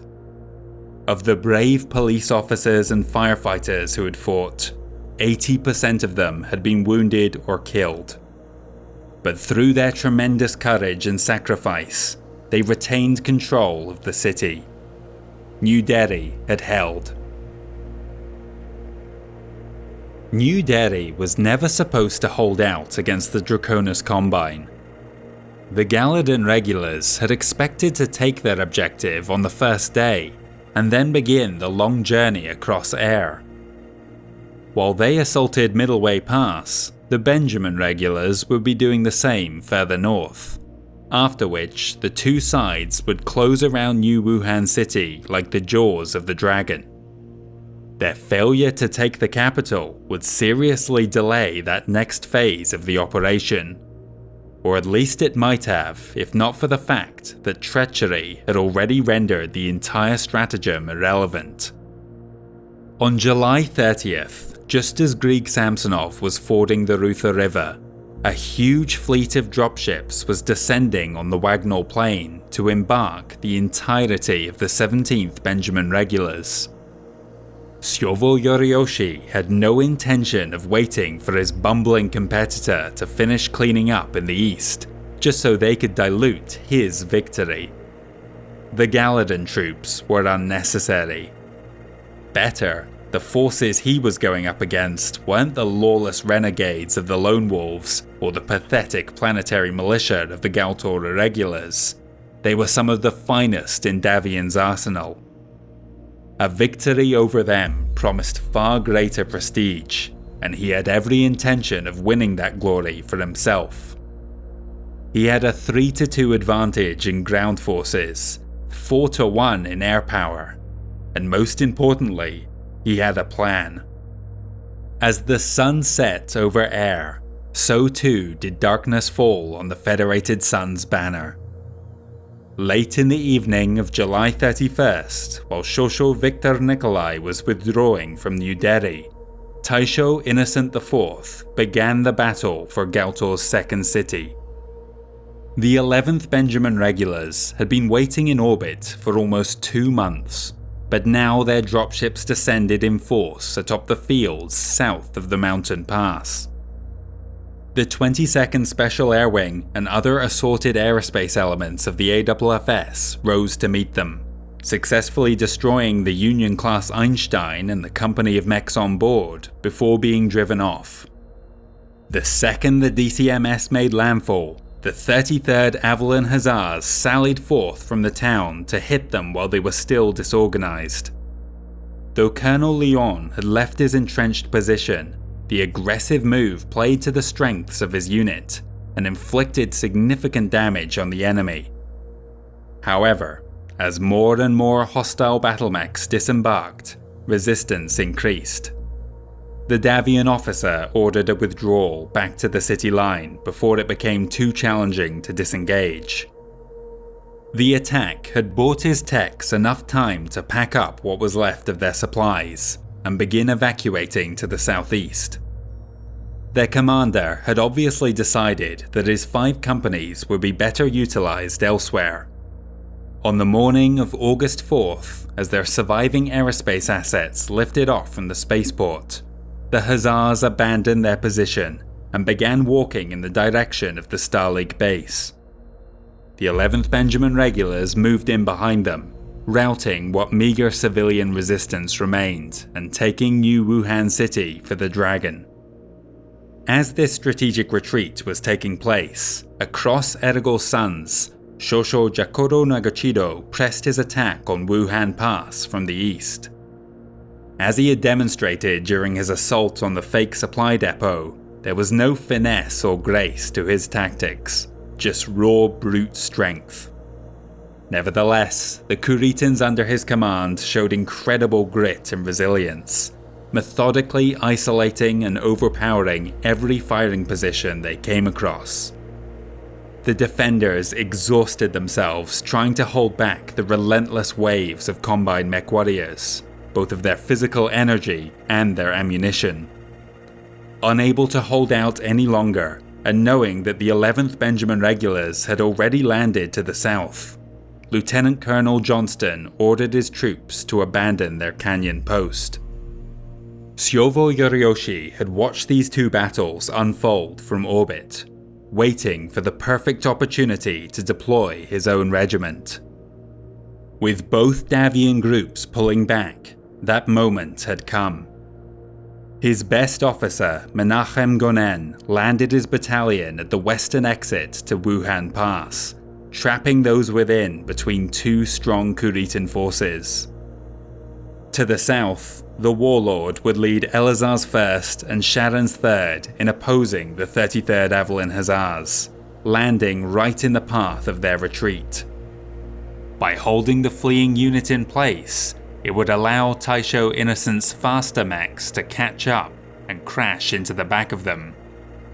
When the regulars landed late in the afternoon, they effectively trapped 10 companies between 3 regiments. Sheridan Douglas was not prepared to sit idle while this disaster transpired in front of him. The rest of the 12th Vegan Rangers had been racing up the coast these past few days, once it became clear that's where the Kuritan attack would come. Bragg's 1st Battalion had come down at some point during that journey. When the 17th Benjamin Regulars landed, they had just crossed the Chengjiang River and were now only a short distance to the north of the DCMS's drop zone, in position to outflank the flankers. Before that climactic battle was to take place, there was the small matter of the encircled troops stuck within Wuhan Pass to resolve. The Margrave was able to assemble a small group of daring dropship captains who were prepared to risk their lives in a desperate attempt to free them from the trap. As dusk fell, so too did the rescue vessels, their expert crews making a precise landing in a tiny area of level ground. Johnston led the broken remnants of his command towards salvation, but a great many mechs were picked off as they made their escape. Only the vast array of weapons mounted to the dropship hulls could halt the bloodthirsty Kuritans long enough for the survivors to embark. The lieutenant colonel was the only officer to make it off the field, his Victor literally disintegrating as it made it inside the hangar bay. To the south, the 33rd Avalon Hussars were stumbling blind through the pitch black. A quarter of Colonel Lyon's force had become lost, unable to risk revealing their position by turning on spotlights or putting out a call on the radio. They were unknowingly heading straight into an ambush, but the Benjamin warlord was the one caught by surprise when the first elements of his 17th Regulars to become engaged were his rearguard. Leading the surprise attack aboard his custom Marauder was Sheridan Douglas. One of Alpha Regiment's specialties was night fighting, and so they were very much in their element that evening. It did not remain dark for long. Laser fire ignited a nearby forest, and soon the whole coastline was illuminated. Seeing the tremendous blaze ahead of them, the 11th Benjamin Regulars abandoned their pursuit of the AFFS and headed for the Inferno. Hogarth's 1st Battalion and the RBG hit the Mercs from the west. As the fighting intensified, De Alba's 2nd and Swift's 3rd added their weight to the engagement, swinging the battle back in Siovo's favour. Drawn like a moth to a flame, the 33rd Avalon Hussars began running en masse towards the light show on the horizon. 2 hours after the first shots were fired, they crashed into the Kuritan rear for the second time that night. Confusion reigned as the battle lines broke down and the engagement descended into a wild melee. Both sides had a rough numbers parity, but in the end it was Yoriyoshi who called it quits first. Reluctantly, he ordered his regiments to retreat to New Wuhan City. Extricating themselves from the carnage was an ordeal in and of itself, but the Kuritan aerospace fighters, now operating from the nearby runway, dissuaded any of the Davion troops from pursuing. Against the odds, Sheridan Douglas and the Federated Sons had eked out a victory against both warlords.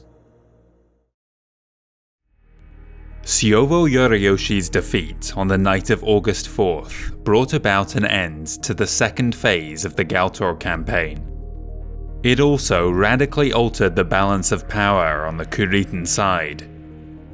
The Benjamin Regulars had fought well, better than their Gallidan counterparts, but their warlord had achieved far too little for the length of time they had been on world. Word came in from Luthien not long afterwards. Henceforth, Grieg Samsonov would command operations on the ground. His vanquished political opponent would have to acquiesce to his wishes. For a brief moment, the coordinator himself considered taking charge personally, but his advisors cautioned him against getting involved in a fight where the outcome wasn't a foregone conclusion. Where once they had been the pristine jewel of the Benjamin military district, the 17th Regulars were now badly bloodied by the fighting on Galtor. Elazar's 1st and Gonen's 2nd had both had their effectiveness slashed by 25%, and Sharon's 3rd Battalion had taken a 35% hit. This brought them down to the level of the 3rd Benjamin, who had sustained roughly 33% casualties. The 11th Benjamin were less affected by the disastrous night battle. 15.2% of the unit had been lost, most of that when the Einstein was shot down. Putting the failure of New Delhi behind them, the 5th Gallidan Regulars began the long trek across the Grand Duchy of Galtor towards the real fight in the west. Their compatriots in the 8th Regiment and supporting 82nd Gallidan Artillery remained behind to keep those within the capital bottled up. The warlord's men hit Middleway Pass soon after. The Galtor Irregulars resisted for 3 hours, but with the rest of the Davion troops having already retreated south, there was no longer any good reason for them to remain. With that, the Federated Sons found themselves sequestered within just the bottom half of the western region of Air. The only exceptions were the moon base, still unmolested by any of the invaders, and the outpost at New Delhi. This second position was reinforced with the sole surviving company of Sumner's 2nd Battalion in the weeks that followed, putting all the shattered remnants of the Dahar Draconis March Militia on Galtor 3 in one place. The fearless blockade runner that brought them there was the first resupply General William Dobson had received in months. Reviewing Alpha Regiment, the Margrave was distressed to see that only 45% of Johnston's 2nd Battalion had made it out of Wuhan Pass alive. His other battalions were in decidedly better condition. Bragg's 1st was operating at 80% and McCullough's 3rd at 90%. The 33rd Avalon Hussars were in far worse shape. From this point on, they existed only on paper. The 22nd Special Air Wing, still with a little over half of its strength remaining at 55%, was now based out of Chongli Spaceport on the south coast. The Marquis of Ormond held the mountain pass just north of there, with 75% of his battalion still functional. There was a distressing rumour circulating among the mustered soldiery come mid-August.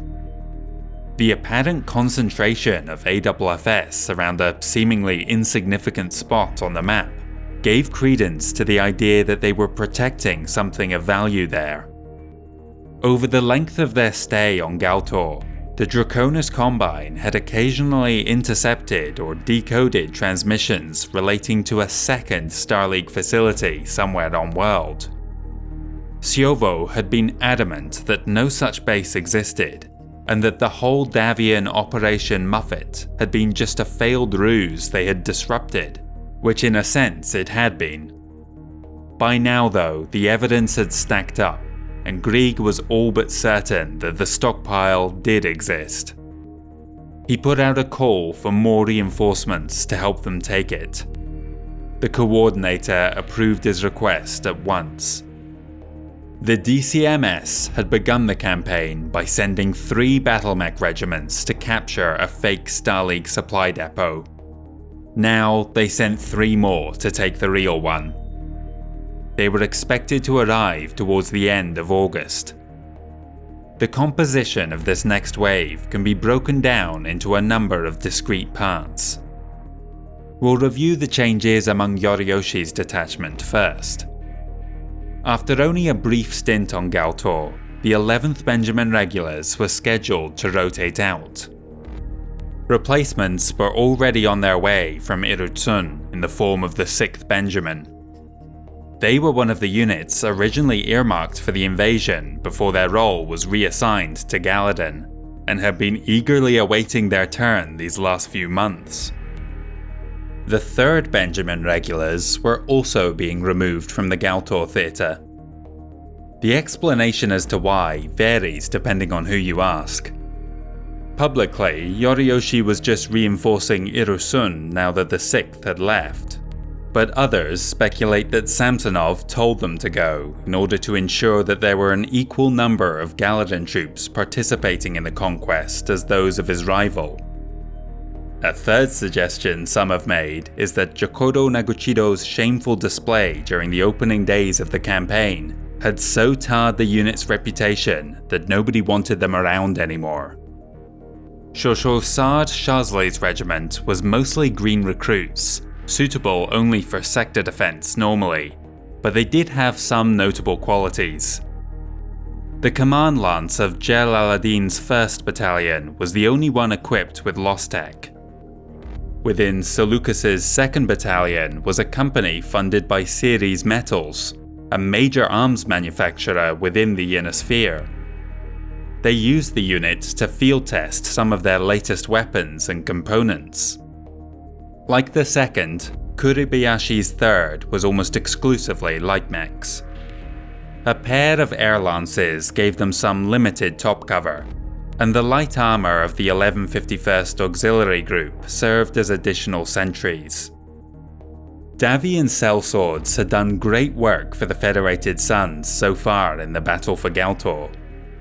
To balance that account, the Draconis Combine reached an agreement with one of their most trusted entities, the Amphibian Light Assault Group. This private army was funded as a unique business venture by Amphibian Agriculture Incorporated, originally just as a security group during the First Succession War, but later evolving into a more traditional mercenary outfit, albeit one intrinsically linked to the Kuritan realm. This symbiotic relationship had proven hugely beneficial for both parties, as they hoped their next mission would too. Payment would come in the form of 12.5% of whatever Star League cash they could help capture. 2 regiments of the ALAG were dispatched, the heavyweight 1st under Taisho Olivet Satterthwaite, and the medium 2nd under Shosho Karl Gramanov, both ranked as veterans. In addition to Yoshinaka's 1st, Teruhito's 2nd, and Taira no Kore's 3rd, there was also a dedicated rocket company supporting the 1st Amphibian. The 2nd outdid them with a whole rocket battalion, Ophiuchus's 1st, but this was part of their standard complement, alongside Pollux's 2nd and Themistocles' 3rd. A pair of command lances with Lostech gave them some extra punch. The last element of the Combine reinforcements was a detachment of Imperial troops direct from Luthien. Takashi Kurita had assigned Taisa Chuangkao's veteran 512th Imperial Artillery Battalion to Grieg. That was 2 heavy long-tom batteries and their attendant recon companies, a lighter set of sniper artillery for defense, and the necessary supply and transport troops. But the far bigger coup was the inclusion of Kismet Battalion, an elite assault group from the 7th Sword of Light. Taisa Hidoshi Tamura's 2 command lances were both outfitted with Lostech, putting the solitary battalion on par with some of the weaker regiments seen during the campaign. Certain of his impending victory, Samsonov ordered a special gem-encrusted Wreath of Honor to be made in order to commemorate his triumph. There was still hope for the Federated Sun's garrison on Galtor. After months of vacillating on the issue, Major General Andrew Cunningham at last took action to relieve the thumb, without waiting for authorization from the absentee First Prince on New Avalon. The delay speaks to his cautious nature, which would play a role in the 3025 campaign more than once. Exactly why he put it off for so long isn't clear. Perhaps he feared leaving the Draconis March capital undefended, but at least units were finally moving towards the front. Meade's 2nd Battalion had been drifting within the Marduk system since July. In late August, they and supporting elements from the Bremond and Raman DMM entered the atmosphere over the occupied world. Hector Moroshi had gathered his strength at the starport in preparation for the battle ahead, but he was caught by surprise when the 33rd Avalon Hussars came down right on top of their heads. The Kuritan company commanders panicked and issued conflicting orders, breaking unit cohesion and leading to a rout. Almost 90% of the assault battalion were destroyed, as was the Union-class Electrophore. The path was now clear for the reinforcements to move on. These would consist of the 2 aforementioned Draconis March militias. Lieutenant General Mary Tolman's Bremond DMM was a specialist quick response force, one that had been itching to get into the fray. Her work had transformed the humble regiment into one of the best of their kind. A harsh disciplinarian, she was nonetheless widely respected among her subordinates, within whom she had instilled a strong sense of pride in their unit. Collectively, Jenkins' 1st, Spazia's 2nd, and Marty's 3rd Battalion ranked as regulars, but it was a heavyweight unit, one backed by an aerospace squadron.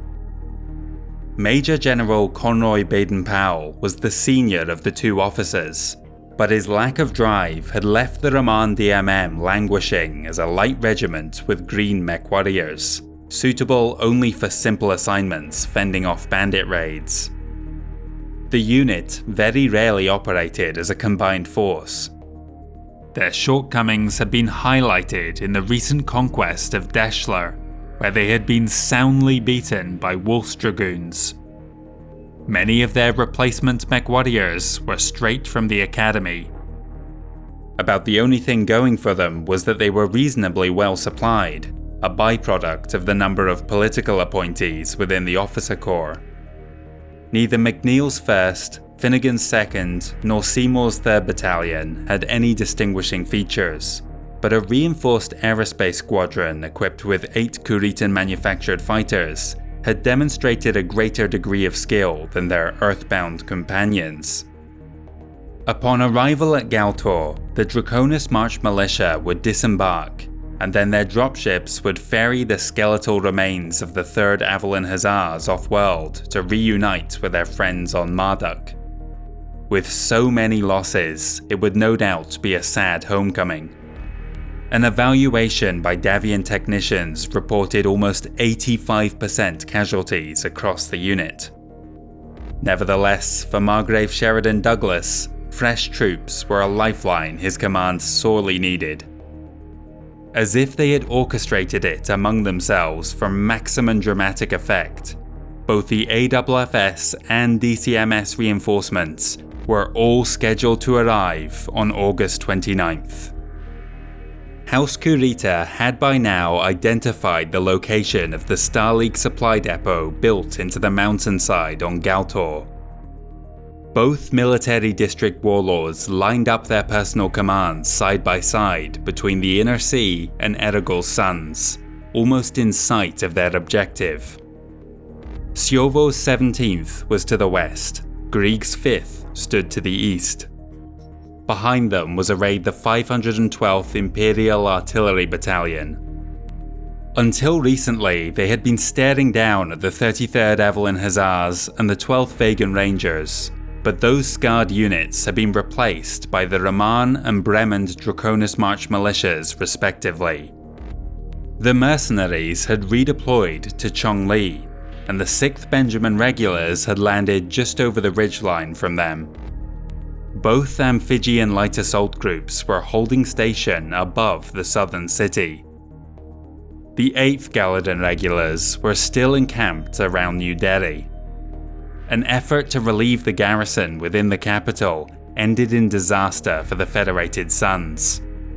A half-dozen Leopard-class dropships dared to run the gauntlet of hostile aerospace elements, one of which disintegrated on approach, and a second impacted the city like a meteorite after being hit by anti-aircraft fire.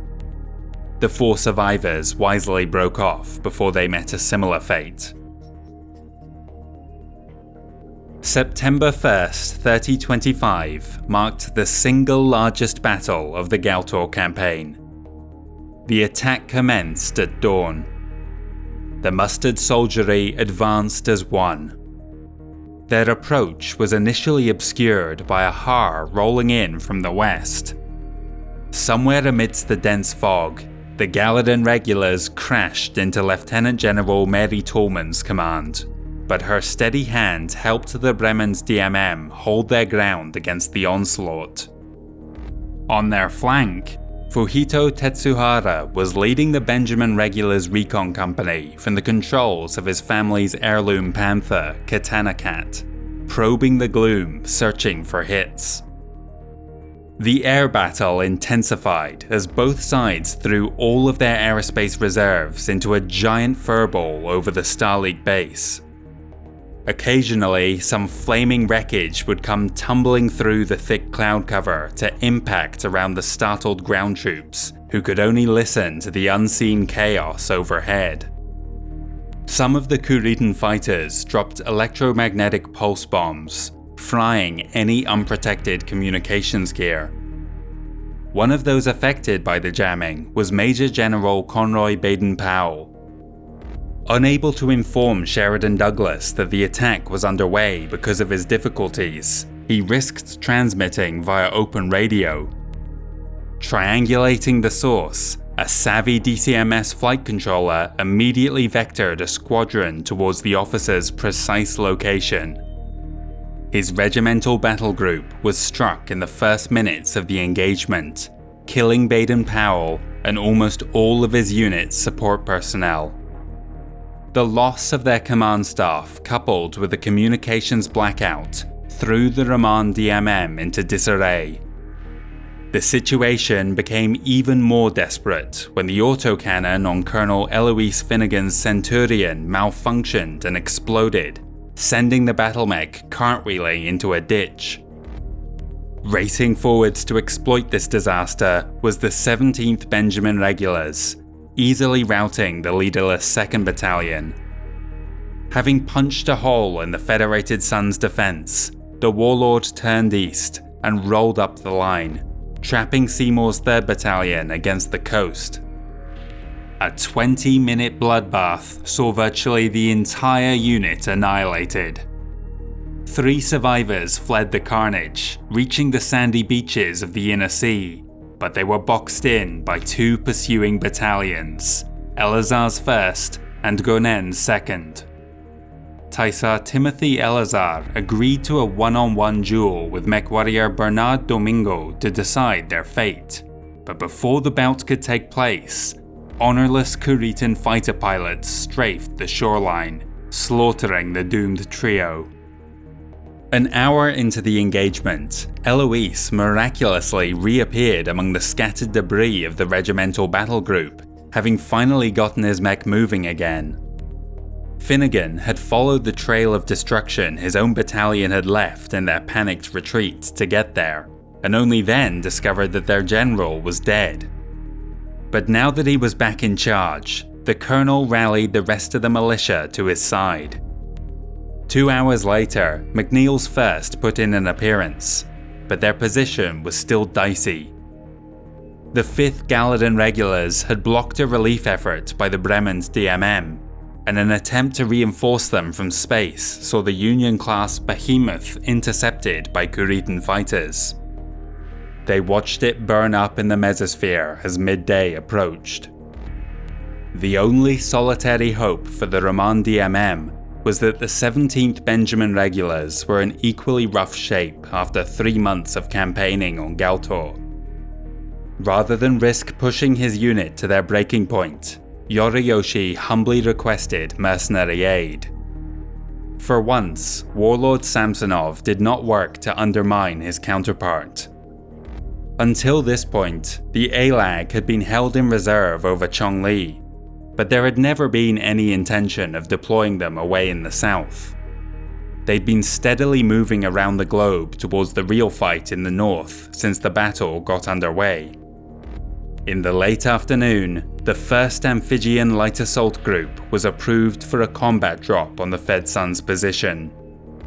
1 battalion came down right on their heads, while the other 2 landed to the east and south. With a ragged company of the DCMS coming in from the west as well, the end was in sight for the surrounded Davions. The weather had brightened considerably since the morning's grey skies. It was as good a day as any to die. They held for as long as they could, but their final stand was absolute mayhem. McNeil's trebuchet overheated and shut down, while Finnegan's Centurion detonated in a fiery explosion. Only 3 lances survived the destruction of their regiment. With 3-to-1 odds stacked against her, Mary Tolman ordered her units to begin withdrawing back towards the Star League compound. Again, the Bremen Draconis March militia showed remarkable fortitude, far in excess of what might have been expected from such a command, maintaining a steady and organized retreat in the face of intense incoming fire. But their chances of survival dropped even further when the 2nd Amphibian Light Assault Group touched down as well. The Mercs were thrusting up the center of their line, while the battered and bruised regulars limped along on the flanks. The Benjamin troops could not keep up the frenetic pace for long, and so the 1st ALAG broke off their light mechs to swing to the right and replace them. Soon, a 2nd Davion regiment would meet its end. Far to the south at Chongli Pass, the Marquis of Ormond was holding Shosho Saad Shazli at bay. The 6th Benjamin Regulars' push was just a feint to keep Alpha Regiment clustered down by the Great Southern Ocean. Galtor irregular losses were severe, amounting to 75% of the unit, but they put in a good performance before retreating northwest. The DCMS pressed ahead towards the city, expecting to come up against more sturdy resistance at any moment. They could see the 12th Vegan Rangers battle mechs in the distance. But as they got closer, the regulars discovered that these were nothing but burnt out shells and propped up wrecks. Alpha was nowhere to be found. The natives had been falsifying intense radio chatter from this location to mask the fact that the entire regiment had lifted off days ago. In their eagerness to reach the mountain complex first, Taisho Olivet Satterthwaite's 1st Amphibian Light Assault Group had streaked ahead of even their friends in the 2nd Regiment. The Bremont DMM was pushed to one side, too heavily engaged with the 5th Galladon Regulars to maneuver back in front of them to block the approach. But Grieg Samsonov's decision to land all of his reserves for the big push had at last freed Sheridan Douglas to commit his own unit to the fight. Bragg's 1st Battalion and McCullough's 3rd began descending directly in the ALAG's path. And now too had the Margrave committed the same mistake. With his reserve inbound, there was nothing left to counter the sudden appearance of the 7th Sword of Light directly above the Star League installation. Having landed somewhere high up out of sight, Kismet Battalion swept down the mountainside and overran the meager defences there while the two armies did battle to the west. It seemed as if, in the end, it would be Kurita who won the honour of capturing the supply cache, not one of the grasping military district warlords. Now they just had to hope that the Amphibian Light Assault Group could break through to their position and reinforce the isolated unit. A short distance from the Star League base, the two mercenary outfits were opening up on each other. No quarter was given, foregoing the usual etiquette for a contest between such foes. Supported by Alpha's heavy armour and the sole company of survivors from the Roman DMM, the 12th Vegan Rangers gained the upper hand at first. The two leading amphibian battalions fell back towards their 3rd element, harried all the way by the Margrave's troops. His hover recovery unit risked their lives to pick up any fallen MechWarriors, of which there were many in such an intense battle. The 1st ALAG's light mechs closed in from the south, but didn't have enough tonnage to really upset the flow of battle. They were pushed even further back, away from the Sword of Light. Around sunset, Pollux's 2nd and Themistocles' 3rd caught up with Satterthwaite's regiment. Sheridan Douglas was forced to call off the pursuit, allowing his quarry to escape. He had, however, inflicted enough damage that none of the Kuritan mercs dared launch another strike unsupported. The desperate struggle fizzled out in a draw. Night fell over air. By the evening of September 1st, the 7th Sword of Light had been cut off from the rest of their allies. However, the Star League compound they were garrisoning was a highly defensible location. Cracking that nut was going to take every bit of energy the AFFS had left. Sheridan Douglas didn't have many options in what to throw at them. The Roman DMM had been utterly wiped out, just 7% of their personnel surviving the day. The Margrave settled on partnering Jenkins 1st of the Bremen DMM with Johnston's 2nd from Alpha. Having proven her worth, Lieutenant General Mary Tolman was appointed to command this task force, and given the grueling assignment of routing the DCMS out. Under the cover of darkness, they closed in around their target. Spotters ranged ahead to call in targets for Davion's sole remaining artillery battery, aided by aerospace fighters dropping flares overhead to illuminate the fortified position. The first shells came crashing down just before midnight and continued falling throughout the early morning hours of September 2nd. Even amidst the relentless stream of explosions, Kismet Battalion held the walls, turning back 2 separate thrusts. The 22nd Special Air Wing constantly harassed them throughout the battle, taking half a dozen casualties themselves, until Hidoshi Tamura at last ordered his battalion to pull back inside the bunker as the sun came up. The Taisa was not delusional about his chances. He understood that by retreating indoors, he had effectively cut off any hope of making it out alive. All he could do now was ensure that their deaths still served the Draconis Combine. If House Kurita could not secure the SLDF stockpile for themselves, they would need to make certain that the Federated Sons didn't get their hands on it either. The Sworders set explosives throughout the facility and warned the Lieutenant General to come no closer. Unfortunately for them, the rest of Mary's unit and the 12th Vegan Rangers were still keeping the 2 warlords at bay. Colonel Jenkins formed a daring plan to quite literally defuse the tense standoff. A narrow back entrance into the compound existed, one that was just wide enough to permit mechs. Taking his command lance, he could sneak through undetected and prevent them from destroying everything they had fought these last 3 months to protect. It was effectively a suicide mission, but one he and his men were prepared to risk. Tolman began her diversionary attack later that morning, giving her subordinate his chance. The sudden emergence of a lance of battle mechs in their midst threw Kismet Battalion into confusion. Jenkins' team was able to secure the detonator, allowing the rest of the task force to storm the base. The elite DCMS soldiers were not disrupted for long. Even as the Davions came pouring in behind them, they focused fire on the intruders in one last effort to explode their objective, but to no avail.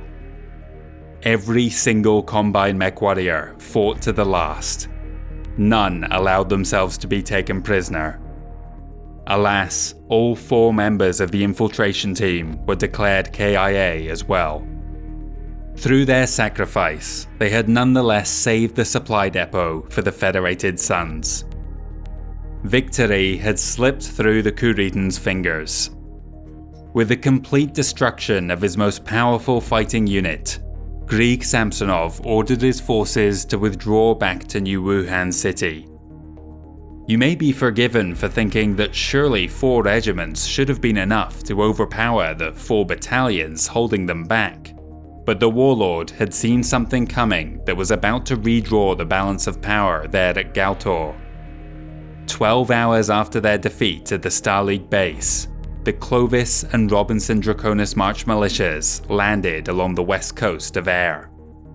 The second wave of reinforcements had come at last. The tide was starting to turn against House Kurita on Galtor. They had fumbled their best chance at capturing the Star League supply cache. The odds were no longer in their favor. On paper, they still had 6 regiments to Davion's 5, but those numbers hid the truth that the mustered soldiery were hurting badly, whereas the newest arrivals from the armed forces of the Federated Sons were factory fresh. Major General Nicholas Clement VIII commanded the Clovis DMM. It was a medium-weight regiment, but like so many of the March militias, it was lacking in experience. AFFS High Command considered it green and untested. There were no distinguishing features in either Rymill's 1st, Ellsworth's 2nd, or Darlington's 3rd. Major General Andrew Cunningham's Robinson DMM was a similar story, more green MechWarriors, this time piloting light mechs. An aerospace squadron provided a little extra cover for Preminger's 1st Battalion, Schneider's 2nd, and Schubert's 3rd. One element of the unit bears special mention. Captain Yvonne Micah was a company commander for a detachment of veteran Syrtis Fusiliers on loan to the Draconis March militia. The reason for their presence on the Kuritan front is a story in and of itself. Hansa Davion had gifted his brother-in-law Michael Hasek Davion the Elidera system in 3022 after the death of the planet's noble family, purely as a means of weakening his position. The Duke of New Syrtis would be forced to partition off a handful of his own forces, those questionably loyal to the First Prince, in order to protect his holdings there. Attached to Preminger's unit for training purposes at the time of the crisis, they had unwittingly become swept up in affairs far from their home. With new troops came a new senior officer for the Galtor campaign. Margrave Sheridan Douglas was relieved of command, not unhappily, and Major General Andrew Cunningham took charge. He had a fundamentally different personality to the brusque, no-nonsense mercenary he replaced, a more reserved and dignified manner in keeping with an upper-crust gentleman. The Davion officer also considered himself a better strategic thinker than a warrior, and so spent the rest of his time on world directing operations from aboard his mobile headquarters. That would be the polite way to describe Andrew Cunningham. Another interpretation would be to say that the armed forces of the Federated Suns had swapped an eminently qualified leader for one with basically zero practical experience directing large-scale battles. Frankly though, it had ceased to be Sheridan Douglas's concern. As of September 9th, he and the 12th Vegan Rangers would be departing Galtor for good, heading back to Berde for some much-needed R&R. There was work to be done before then, however. To retain the initiative and keep their enemy off balance, Alpha Regiment marched south along the coast of the Inner Sea. As they drew closer to Chongli, they encountered a recon company from Sultan Jel al-Adin's 1st Battalion. The startled sentries fled in a panic, chased by the mercenaries all the way back to their camp. Stiffer resistance there forced the Davions to withdraw, but they had never intended to do much more than skirmish with the enemy. The raid had put the fear of death into the 6th Benjamin Regulars. The frightened MechWarriors remained huddled together, not daring to venture beyond their walls. In an ironic twist, Kuritan propaganda later played up their bravery in seeing off the villainous brigands who had attacked them so unjustly. This was the last action for the 12th Vegan Rangers on Galtor. Alpha Regiment had put in a remarkable performance during their assignment, going far beyond what would normally be expected from mere soldiers for hire. Total losses over the past 3 months amounted to 45%, a high price for a unit sustained by just a single world's industry. It's safe to say that had the Margrave cut his losses after the death of Wilson Mandela, or even the capture of the Starleague base, the outcome of Operation Muffet would have been very different. On September 9th, they boosted for the jump point. They were not leaving alone. For the first time in the grueling campaign, the armed forces of the Federated Suns had achieved air superiority over the Draconis Combine mustered soldiery. They took this opportunity to accomplish 2 long overdue objectives. First, Andrew Cunningham made use of the Davion fleet and their aerospace escorts to help resupply the downtrodden garrison at New Delhi. Having been trapped on an insignificant moonbase for the entire affair, the 2 remaining companies of Pope's 1st Battalion at last rejoined their comrades within the capital, bringing with them some much-needed ammunition. Second, the time had come to evacuate the weapons cache over which so much blood had been spilt. The dropship armada and their precious cargo were escorted through the blockade by the remnants of the 22nd Special Air Wing, another unit that was about to say goodbye and good riddance to Galtor. Colonel Sirius Golan's veterans had weathered the turbulent storm. almost 63% of their personnel survived their first battle together. Remarkably, by the time they blinked out of existence at the jump point a few days later, the first step in their journey back to New Avalon, the situation on the ground was almost completely unrecognizable.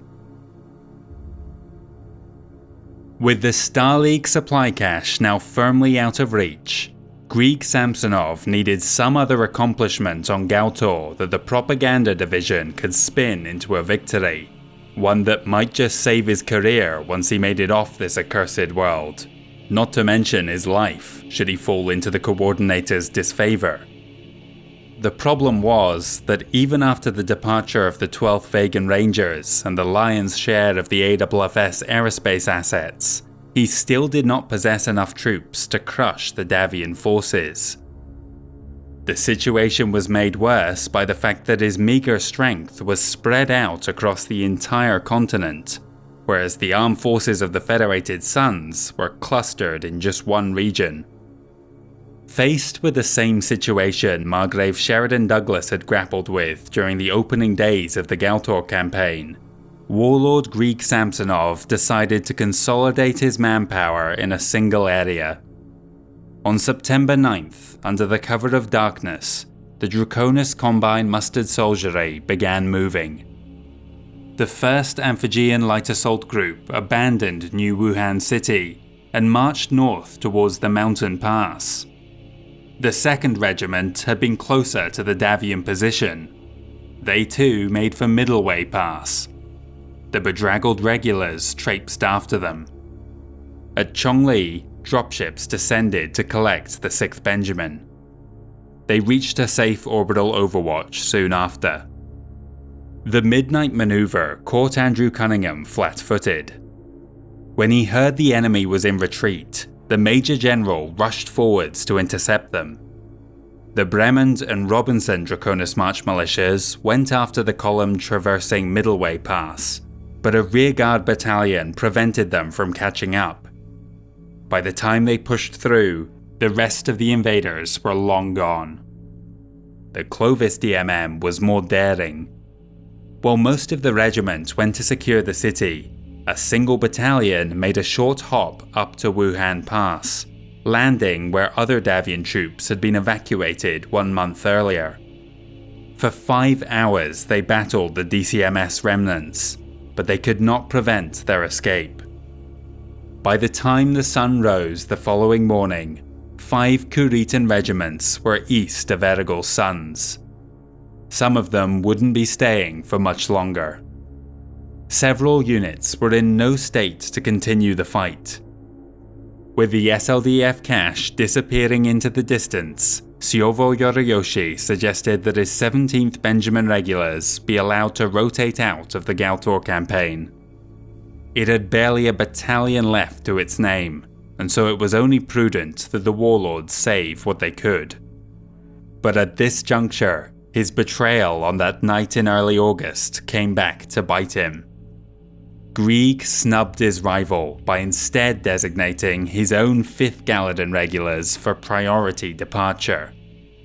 There's no doubt that they too were hurting badly, with only half the regiment still standing, and so that decision alone might not have been contentious.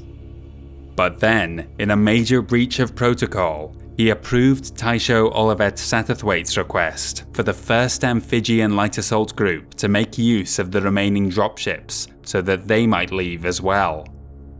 Samsonov falsely stated that he was contractually obligated to place them ahead of Siovo's regulars, which was completely untrue. Not only was this poor etiquette, it was also nonsensical from the callous point of view that mercs should be considered more expendable than loyal house troops. To be treated as someone lower than an honorless sellsword was a major slight against Yoriyoshi's name. Alas, he could do nothing but sit and stew as he watched 2 regiments lift off on September 10th. Our sources don't confirm it, but we can presume that the 512th Imperial Artillery also departed at this time, as there is no further indication of their involvement on Galtor. The first ALAG was assessed as having taken 31.31% casualties upon their return home. The 512th had taken 25.333%, repeating of course. We can't yet give a final tally for the 5th Galladon regulars because their RBG remained behind with Grieg Samsonov. The armed forces of the Federated Sons were looking in decidedly better shape. The Clovis and Robinson units hadn't sustained any notable casualties during their nighttime encounter. The Bremen's DMM was looking a little rougher. They had paid a high price securing the weapons stockpile. Colonel Jenkins was dead, as was 45% of his 1st Battalion. The rest of the regiment had fared remarkably well, all things considered. Spazia's 2nd was down just 10%, and somehow Marty's 3rd hadn't lost a single mech. With the immediate concern of getting his broken comrades to safety dealt with, Grieg returned his focus to searching for some means of pulling a victory out of the hat on Galtor. He still had 4 regiments at his disposal, the 2nd Amphibian Light Assault Group and 17th Benjamin Regulars on the Wagnall Plain, the 6th Benjamin Regulars circling in orbit, and the 8th Galladon Regulars encamped outside New Delhi. It was then that inspiration struck. Subjugating the unruly populace who had dared rise up against the Draconis Combine 3 years earlier, and exacting the dragon's vengeance upon them seemed like Samsonov's best chance of saving his own wretched skin. Throughout the last month of campaigning in Western Air, the guns around New Delhi had never once gone quiet. Continued skirmishing with the DCMS had seen Sumner's 2nd Battalion reduced to just 24% combat effectiveness. The 2 companies of Pope's 1st perhaps wished they'd stayed at the refueling station on the moon. Altogether, the Dahar DMM could muster just under a battalion to defend the city. Major General William Dobson had salvaged an enemy awesome for himself, but it had no functioning legs. The Lone Wolves were down by 40%, and the Galtor Irregulars had lost basically all of their heavy machinery. The natives had consolidated their manpower into just a single company of foot infantry, backed by 3 more green platoons fielded by the emergency services. The 8th Galladon Regulars had not escaped unscathed. Gates' 3rd Battalion was now 15% under strength, Morgan's 2nd was sitting at 25% below par, and de Montcalm's 1st was in the worst state, with 35% wounded or killed. The 82nd Galladon Artillery remained in their own bubble, safe from harm, pounding away on the civilians sheltering amidst the ruins without fear of reprisals. The constant artillery bombardment had done more than just weaken the defences. In the past week, part of a drainage tunnel that ran underneath New Delhi had collapsed, opening a route that an infiltration team could use to navigate straight to the heart of the city without detection. Kuritan spies discovered this chink in the armour on September 10th, and immediately the DCMS moved to exploit it before the garrison could rebuild their defensive line. Grieg Samsonov already had a well-deserved reputation for ruthlessness within the Federated Sons, making him one of the most widely despised individuals anywhere in the Draconis March. His next act only cemented that murderous character. On the morning of September 11th, Kuritan dropships overflew the capital and dropped thousands of incendiary bomblets on the buildings below, turning the whole city into a blazing inferno. Great fires engulfed whole districts, and the civilian death toll soared into the tens of thousands. The Draconis Combine began their attack as pandemonium spread throughout New Delhi. The 2nd Amphibian Light Assault Group had been reassigned to the task, giving the DCMS a 5-2 numbers advantage. Closing in from all sides around the perimeter was the 8th Galladon Regulars, but the real strike force was wading through the sewers beneath the surface. Emerging from underground in the heart of this conflagration, the ALAG poured out into the city centre. The mercenaries beelined straight for Elliott Park, where the ragtag group of defenders were still headquartered. Thick smoke blocked out the sun, but the streets were illuminated by the firestorm that raged around them. The last vestiges of the Dahar Draconis March militia were waiting for them, disguised among the charred trees and rubble. They'd known about the hole in their defense and planned accordingly. The metallic wreckage masked their presence from enemy sensors. First to enter the kill box was Pollux's 2nd Battalion. The Davions let the scouts at the head of the column pass by, waiting for the Chusa to stumble into range.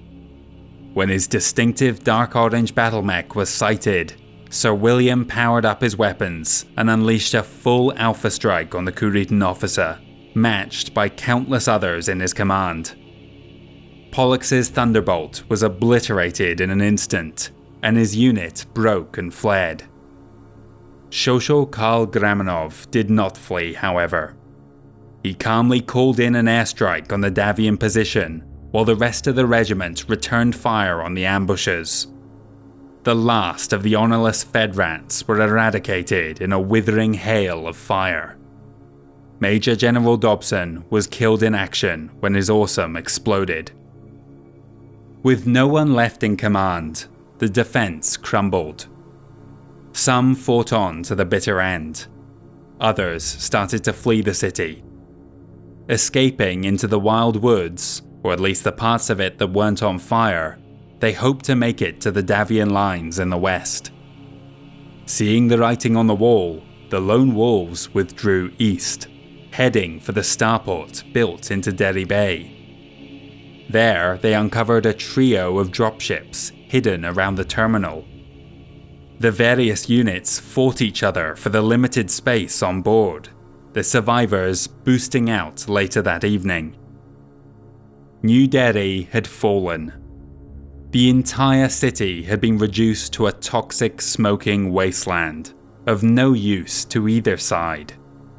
Yet Greek Samsonov understood it was enough of a victory for the ISF propaganda division to run with, blurring out some of the more shameful details to distill it down into a story that the Kuritan public could rightly celebrate.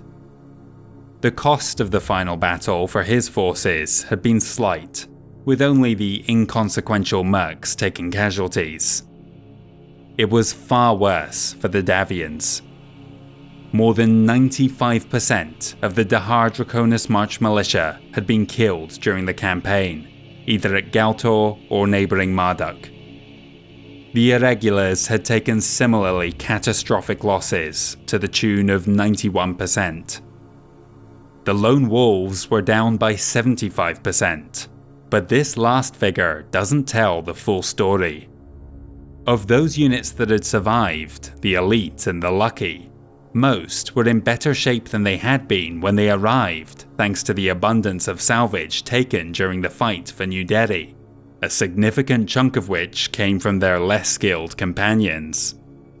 Thus, the disreputable brigade's cannibalistic life cycle continued, as their fortunes ensured that more has-beens and wannabes would flock to their side in time for the next battle, the majority of which would doubtless suffer the same fate. Something about the destruction of New Delhi and the abhorrent loss of life there shook Hansa Davion from whatever malaise had gripped him the prior 3 months. On September 13th, he at last took notice of events on Galtor and stepped in to take decisive action. 2 elite battlemech regiments of the Royal Brigade of Guards were dispatched from New Avalon to bring an end to the contest there. Such an action necessitated a response from his counterpart over in the Draconis Combine. If the First Prince was sending his own personal troops into the fray, so too must the Coordinator send in some of the DCMS's finest to match. a pair of Sword of Light units began moving towards the same destination. Of all the relationships between the many successor lords, the one between Hansa and Takashi is surely one of the strangest. They had directly faced off in battle on Halstead Station, something no two others of their kind had done at any point during the Succession Wars. There was a great rivalry between them, but also tremendous respect. At various points throughout their history, the Draconis Combine had chosen to attack who they perceived as the strongest enemy as a means for them to test their own strength, always searching for a worthy adversary. Kurita believed that he had found that opponent in Davion. The feeling was somewhat mutual, and the House Lords had even shared correspondence, most notably when the First Prince wrote a letter expressing his concern for the Coordinator's wife, Jasmine Kurita, née Isu, when she fell ill in 3019. This unusual bond perhaps gave Hansa a better understanding of Takashi's mind than any other. He knew that sending his family's personal guard to Galtor would force a response, as to retreat in the face of opposition would be a major loss of face for the martial-minded Kuritans. However, he also understood that his actions gave the Draconis Combine an out, as ISF propaganda could portray him as a warmonger seeking to escalate what had become a pointless border conflict. In the interest of avoiding such needless bloodshed, the magnanimous Coordinator dispatched negotiators to Galtor ahead of the Sword of Light, in the hope that they could achieve a peaceful conclusion to the contest there, exactly as the First Prince desired. The two sides quickly reached an accord. On September 27th, a ceasefire would bring hostilities to an end. It is an unfortunate side effect shared by so many truces throughout history that once a date is set for the termination of a military operation, the conflict only intensifies as both sides try to ensure that their diplomats are in the strongest position when they next meet to discuss terms of the withdrawal. So it was on Galtor. The town in which the armistice had been signed, and the site of a prisoner transfer following the brief pause that followed, became the focal point of the next major engagement, raising the entire settlement to the ground in a mockery of the peace the two successor states had agreed to. Both factions understood that a final battle was imminent and prepared accordingly. The AFFS pursued the retreating DCMS across the Wagnall Plain until they were pinned against the east coast of Ayr. Behind the mustard soldiery line, a toxic cloud of black smoke rose from the smouldering ruins of New Delhi, a terrible blight on the verdant garden world. Having carried out much of that destruction and no longer serving a purpose on Galtor, the 82nd Galladon Artillery departed on September 23rd, the only unit involved in the 4-month campaign to sustain 0 casualties.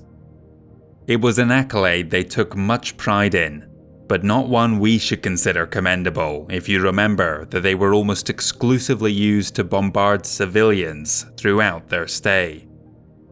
There were far too many vindictive individuals present on the field to pass up an opportunity to get one last jab in.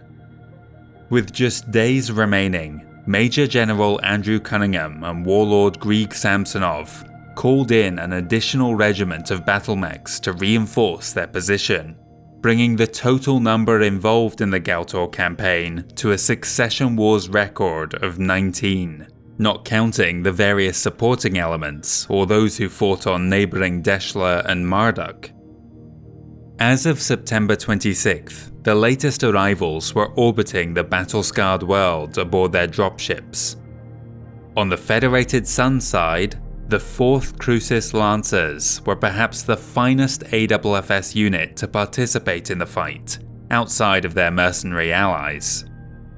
Major General Charles Duncan led the medium-weight assault regiment of Louis-Philippe's 1st Battalion, Alexandre's 2nd, and Lebrun's 3rd. These veterans were backed by a diverse range of auxiliaries in the form of an aerospace squadron, artillery battery, and vehicular recon company. The 2nd Galadin Regulars, under the command of Taisho Lavrinti Kornilov, were the inverse, mostly green MechWarriors piloting light mechs. Like the other late arrivals, they had no lost tech anywhere in their arsenal. One note of interest was that the rocket company of Kutuzov's 1st Battalion was led by a Steiner. Georgi's 2nd and Ehrenberg's 3rd had no such famous names. 6 aerospace fighters, also exclusively lightcraft, completed their TOE. On the field, the 3 surviving Draconis March militias from Bremond, Clovis, and Robinson were arrayed north to south respectively. Lieutenant General Tolman faced off against Warlord Yoriyoshi's 17th and Shosho Shazli's 6th Benjamin Regulars on the north bank of the Dublin River. Major General Clement VIII was assigned to the centre against Shosho Gramenov's 2nd Amphibian Light Assault Group, and Major General Cunningham was sweeping around on the right flank along the edge of Mendoza Hollow to confront Shosho Nikolai's 8th Galadin Regulars. Warlord Samsonov's regimental battle group was a short distance behind the lines, near New Delhi. Siovo took one look at this disposition and knew instantly where the killing blow would land. His pride and joy, the 17th Benjamin Regulars, were dead men walking. 4 months of relentless campaigning had reduced what had once been among the strongest units anywhere in the Draconis Combine to a single crippled battalion, after sustaining punishing losses of almost 64%. His subordinate 6th Regiment may have only taken 10% casualties, but they were far too lightweight and inexperienced to be able to hold against the Crucis Lancers when they inevitably came down on their heads. Crucially, the warlord also understood that Grieg would wait until there was nothing left of Yoriyoshi's command before finally committing the reserves in order to ensure his complete humiliation. Therefore, he approached Samsonov with a daring plan, one that gave his unit a fighting chance. Rather than trying to hold them back, they would invite the armed forces of the Federated Sons to advance far ahead of the line by using dropships to lift the Benjamin Regulars out of their path on the northern flank, and then depositing them to the Davion rear. The Amphibians would then rush in from the south, while the 2nd Galadin Regulars made a combat drop directly on top of the disorganized and cut-off AFFS detachment. The 8th Galadin and 5th RBG would only need to hold back the rest of the Draconis March militia for 1 day until the ceasefire came into effect. If successful, they could inflict a final devastating blow and leave Galtor as the victor. Though the plan was not without its risks, the 2 warlords reached a rare consensus and quickly made preparations.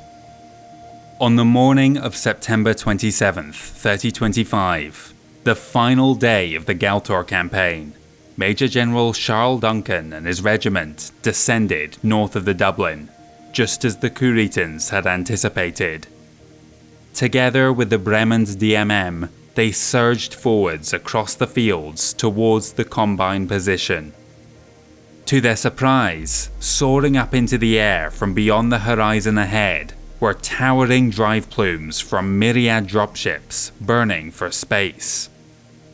The number of battle mechs standing ahead of them was less than a tenth of what they had expected, and those were quickly discovered to be abandoned wrecks broadcasting automated radio chatter.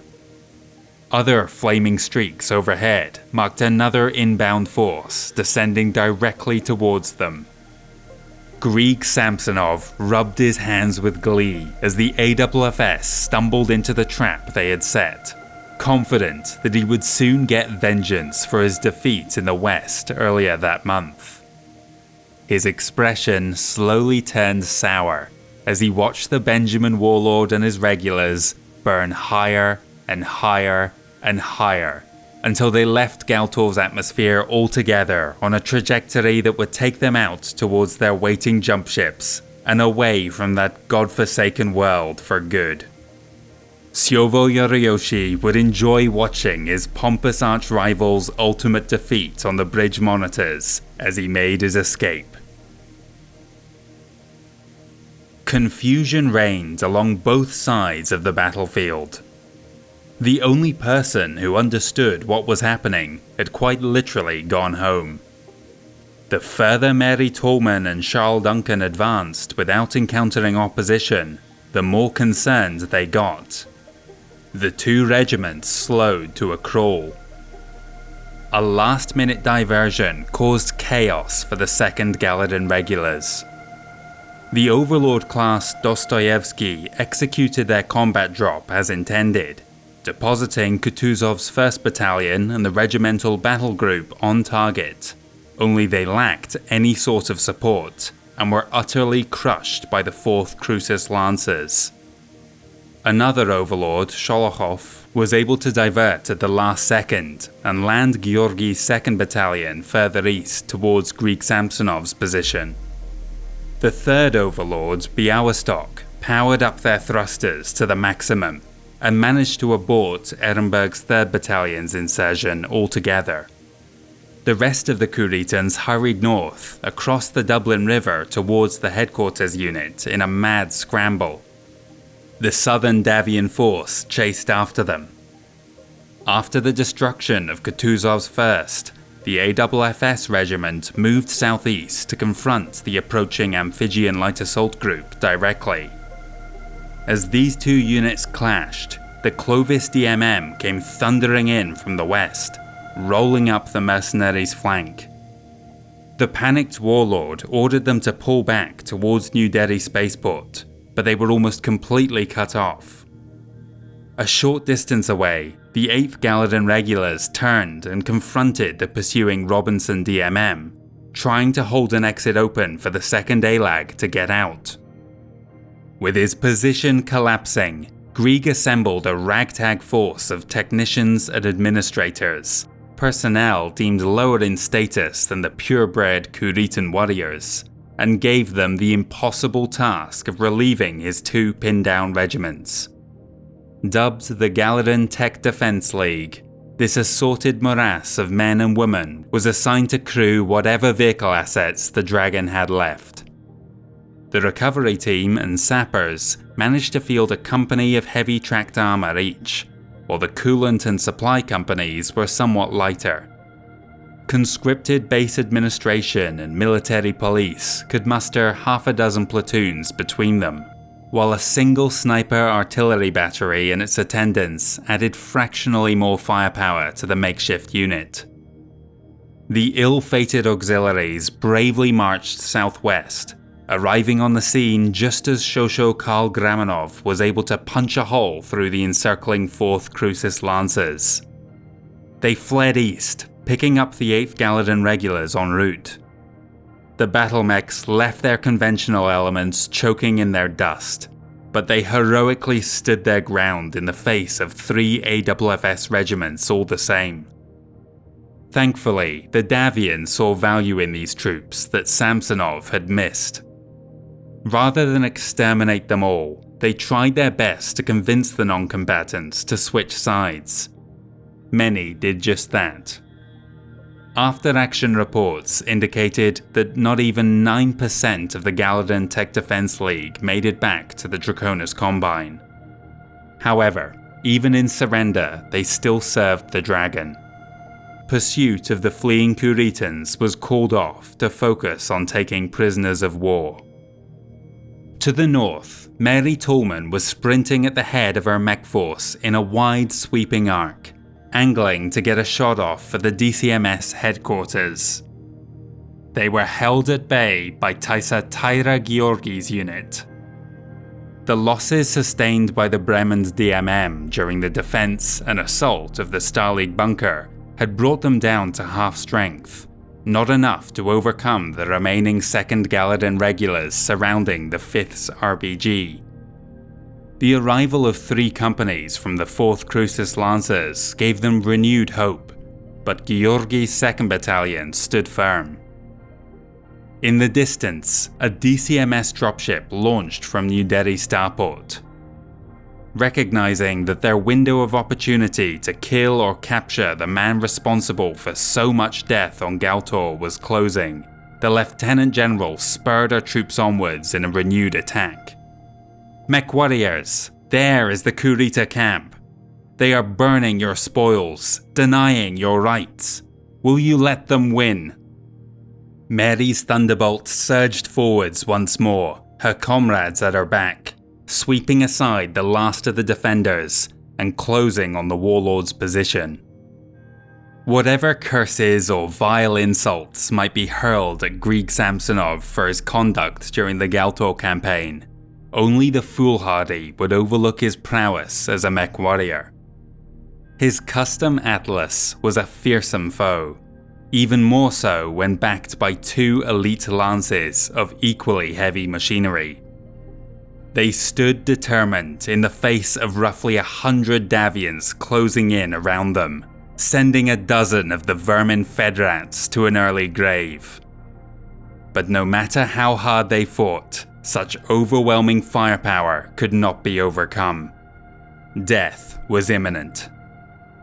Amidst a blaze of PPC and laser fire, a Kuritan Leopard touched down close by the warlord's position, holding the enemy at bay just long enough for his ruined Atlas and a single Awesome to stumble on board. The expert pilots snatched the AWFS's quarry from out of their grasp. However frustrating it was to lose out on a chance at vengeance, the armed forces of the Federated Suns knew the battle was not yet over, and so continued to rush forwards toward what was left of the capital. But the closer they came, the more Andrew Cunningham suspected a trap. The Benjamin regulars were still unaccounted for, and he felt certain that they were marching to their doom.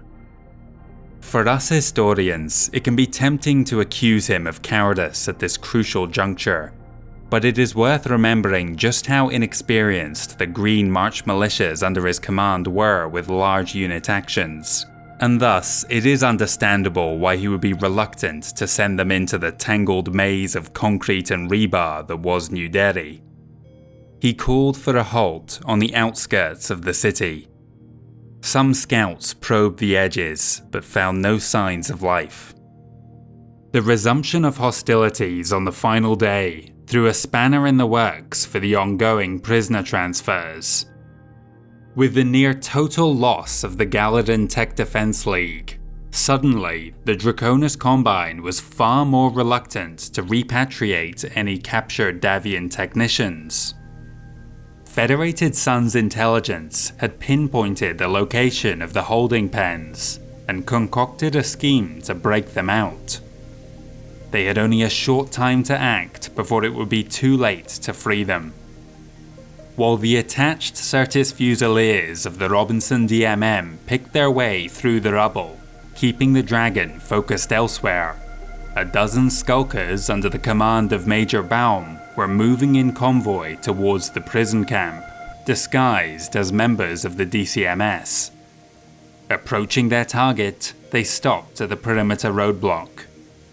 The Davion officer gave the Kuritan sentries what he believed were genuine passcodes, but were in fact a product of ISF counter-espionage. The guards immediately opened fire and radioed in mech support. A recon lance pursued the fleeing column through the streets, knocking out every one of the vehicles. The intelligence operative Major Baum was taken hostage, adding to the bounty they would soon be absconding with. In addition to those men and women being frog-marched up the hangar bay doors, the mustered soldiery was also pumping thousands of tons of stolen aviation fuel, coolant, and lubricants into their tanks. New Delhi starport was completely picked clean of any electronic equipment, navigation gear, and spare parts.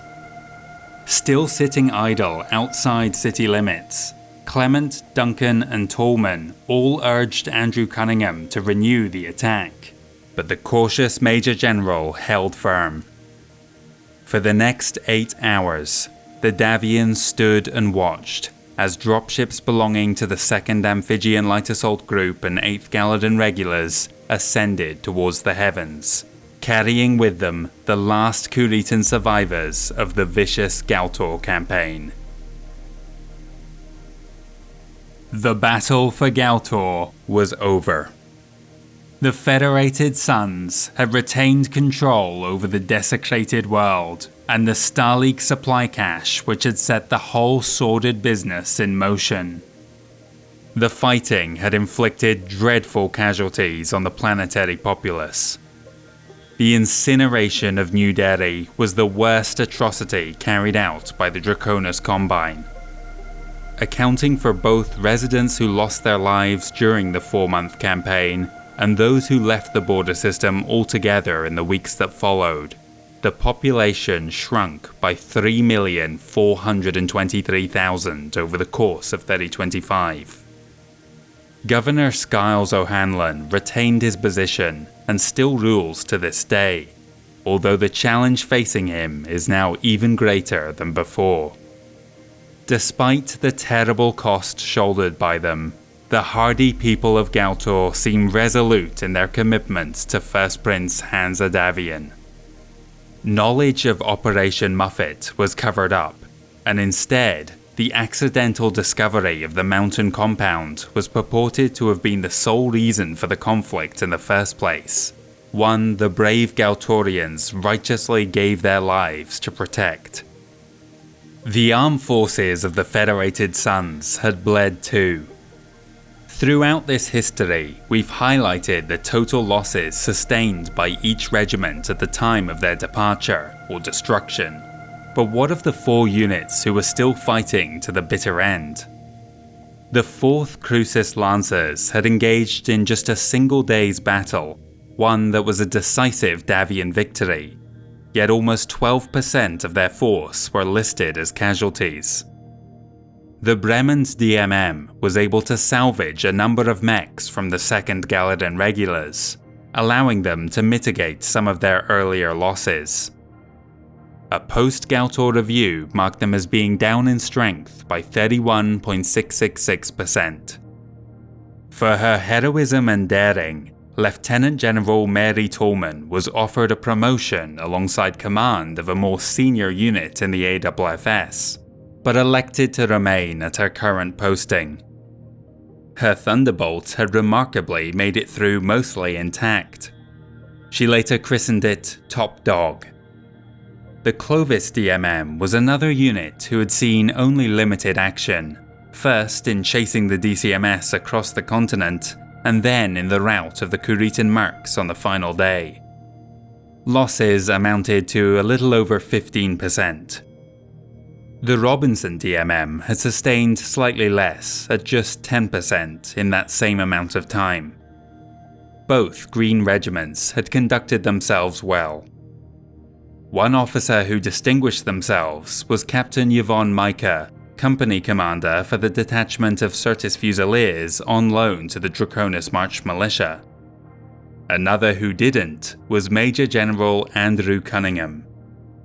In the aftermath of the Galtor campaign, Hansa Davion concluded that he could better serve the Federated Suns from an administrative position in a less active region. Where he had failed, his predecessor, Margrave Sheridan Douglas, had excelled. Not for the first time in his life, the mercenary was offered a commission with the AFFS, but again turned it down. There are currently numerous entertainment concerns looking to novelize his exploits or portray them in film. Galtor was not the only location where the armed forces of the Federated Suns had engaged the Draconis Combine mustered soldiery in 3025. At neighbouring Deschler, Wolf's Dragoons had been receiving regular reports over the past 4 months concerning the intense battle taking place just one jump away, perhaps hoping to get a shot at accomplishing what the DCMS could not. Their Kuritan paymasters kept them on a tight leash, however, and they ultimately ceded control of the world back to the 4th Davion Guards later that year. The Roman Draconis March militia did not return, on account of the fact that they no longer existed. Over on the Capellan Confederation border, the trouble at Stein's Folly, which had inadvertently caused such chaos for Operation Muffet, was already resolved before the warlords even began their own assault back in May. A brilliantly executed counter-invasion masterminded by Field Marshal Ran Felsner restored the planet to House Davion's sphere of influence. The liberation of Redfield followed shortly thereafter. One day in the near future will shine a light on that campaign too, but at the moment, some of the details are still hazy. What we do know is that the First Prince's close friend, Marshal Arden Sortek, was recuperating on Tharkad within the Lyran Commonwealth after sustaining some injuries during the battle. His return home a few months later seems to have been the spark that ignited such intense political turmoil between the realms of Hansa Davion and Katrina Steiner that it almost scuppered their proposed alliance. Exactly why the two successor lords fell out, or what brought them back to the table, is shrouded in mystery. Publicly, the First Prince has once more begun to champion their union via the fulfillment of the Fedcom Accords, but there is clearly more to this story than meets the eye. For the Federated Sons, Galtor was a hard-fought victory, but for the Draconis Combine, it most assuredly was not. Again, we'll briefly summarize the condition of those final few units to depart the planet. The 2nd Galladon Regulars had participated in just a single battle during the campaign, and yet it had cost them every man and woman of their 1st and 2nd battalions. Effective strength was down by more than 75%. The 5th Galladon Regulars had for the most part left earlier in September, but their regimental battle group had remained behind until the end, the only unit to have been there for the entire duration of the invasion. Its near absolute destruction brought their total losses up to just under 62%. The 8th Galladon Regulars had been quite fortunate in the list of FedSons units they'd gone up against, rarely any of Davion's best. Nevertheless, 4 months of skirmishing and 2 major battles along the way had taken a chunk out of their health. A quarter of their number would not be returning home. The 2nd Amphibian Light Assault Group took an even greater hit, suffering over 46% casualties. The nature of their contract, entirely based on salvage, meant that the ALAG did not earn a single sea bill from the operation. Furthermore, because 2 of their best regiments had been too badly damaged to accept another contract anytime soon, Amphibian Agriculture Inc. stock prices plummeted in the latter half of 3025. But what of the 2 warlords? The pair were called before an assembly of the Grand Inquisitor, the most senior judge in the entire Draconis Combine, where they were put on trial for crimes against the successor state, the Great House, and the fabled Dictum Honorium. The specifics of this inquiry are mostly shrouded in mystery, but we do at least know the aftermath. For dereliction of duty, Siovo Yoriyoshi was stripped of his position as warlord, yet to the surprise of all involved, was not sentenced to death. The coordinator assessed that his Benjamin regulars had performed well on Galtor, and did not wish to see the district's forces disgraced. Instead, their former commander was reassigned to a minor staff position in the realm's interior. His family was relocated to Luthien. Appointed in his place was Taisho Hiroshi Shotugama, who now labors to restore some of Benjamin's tarnished reputation. Even more astonishingly, Greg Samsonov managed not just to keep his head in the fallout of the Galtor debacle, but to hold on to his position as well. The humbled officer requested permission to commit seppuku for his failings, but Takashi Kurita benevolently stayed his hand. His reasons for doing so are wrapped up in court intrigue. We can assume that the coordinator judged it beneficial to retain his talents, while simultaneously ensuring that the avaricious warlord never again stepped out of line. Perhaps judgment has simply been postponed, and Greg will find himself leading a suicidal charge in the near future. Whatever the intent, Samsonov himself feels vindicated by the outcome, wholeheartedly believing that his traitorous opposite number from Benjamin was solely to blame for the defeat on Galtor, even though the Galladon regulars routinely underperformed during the campaign. A report dated December 16, 3025, shed some light onto the ongoing recovery efforts within the Draconis Combine mustered soldiery. The affected Benjamin regulars had been restored to 68% of their former strength, whereas the Galladon regulars had done better, no regiment falling below 75%. Projections showed that all would be fully operational by the following March, albeit notably down on experience. Many of their best had fallen in battle. What those numbers don't account for, however, is the terrible blow to unit morale. Such a high-profile defeat was seriously undermining DCMS performance along the entire Davion border. But the reality on the ground was of no concern to the Internal Security Forces Propaganda Division, who worked feverishly to suppress word of the many soldiers killed during the botched invasion, and instead cast it as a victory. The common masses lapped it up. Of course, the armed forces of the Federated Sons have been just as brutalized. 3 whole battlemech regiments have been utterly eradicated. They exist only on paper now. Others will remain out of the fight for months to come. With losses on both sides so terrible, it effectively robbed the 2 great houses of any chance at victory in the Third Succession War.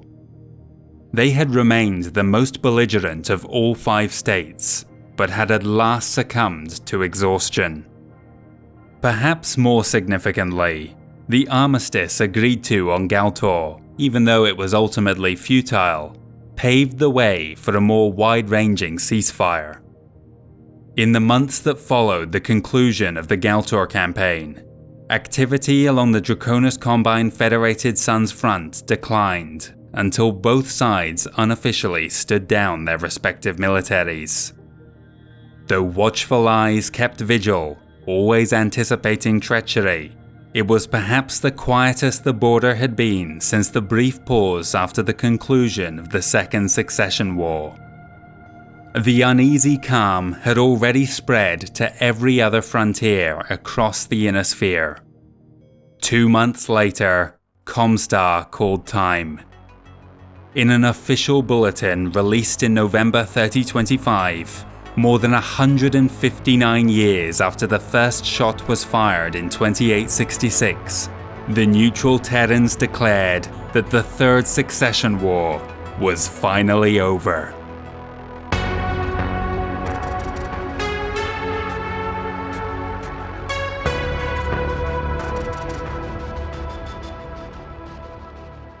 Four years ago, on August 5th, 2021, I released on this channel a 10-minute introduction to the BattleTech setting in the year 3025.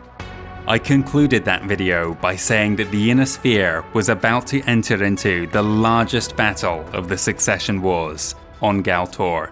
And now, 4 years later, we have gone through the entire BattleTech timeline from the year 1985 right up to 3025, 1,040 years of history, and we have finally covered that climactic battle I teased all the way back when I started. What a journey it has been to get here. A long time coming. I never in 1,000 years would have expected it to take this long. I have a lot to say about this video, so this is going to be a very long outro, fitting for a very long video as well, you might say. I don't think when I started writing the script for this episode that I intended it to become something special for the 4-year anniversary. But right now, as I'm recording this outro, I am looking at a 9-hour recording for the script.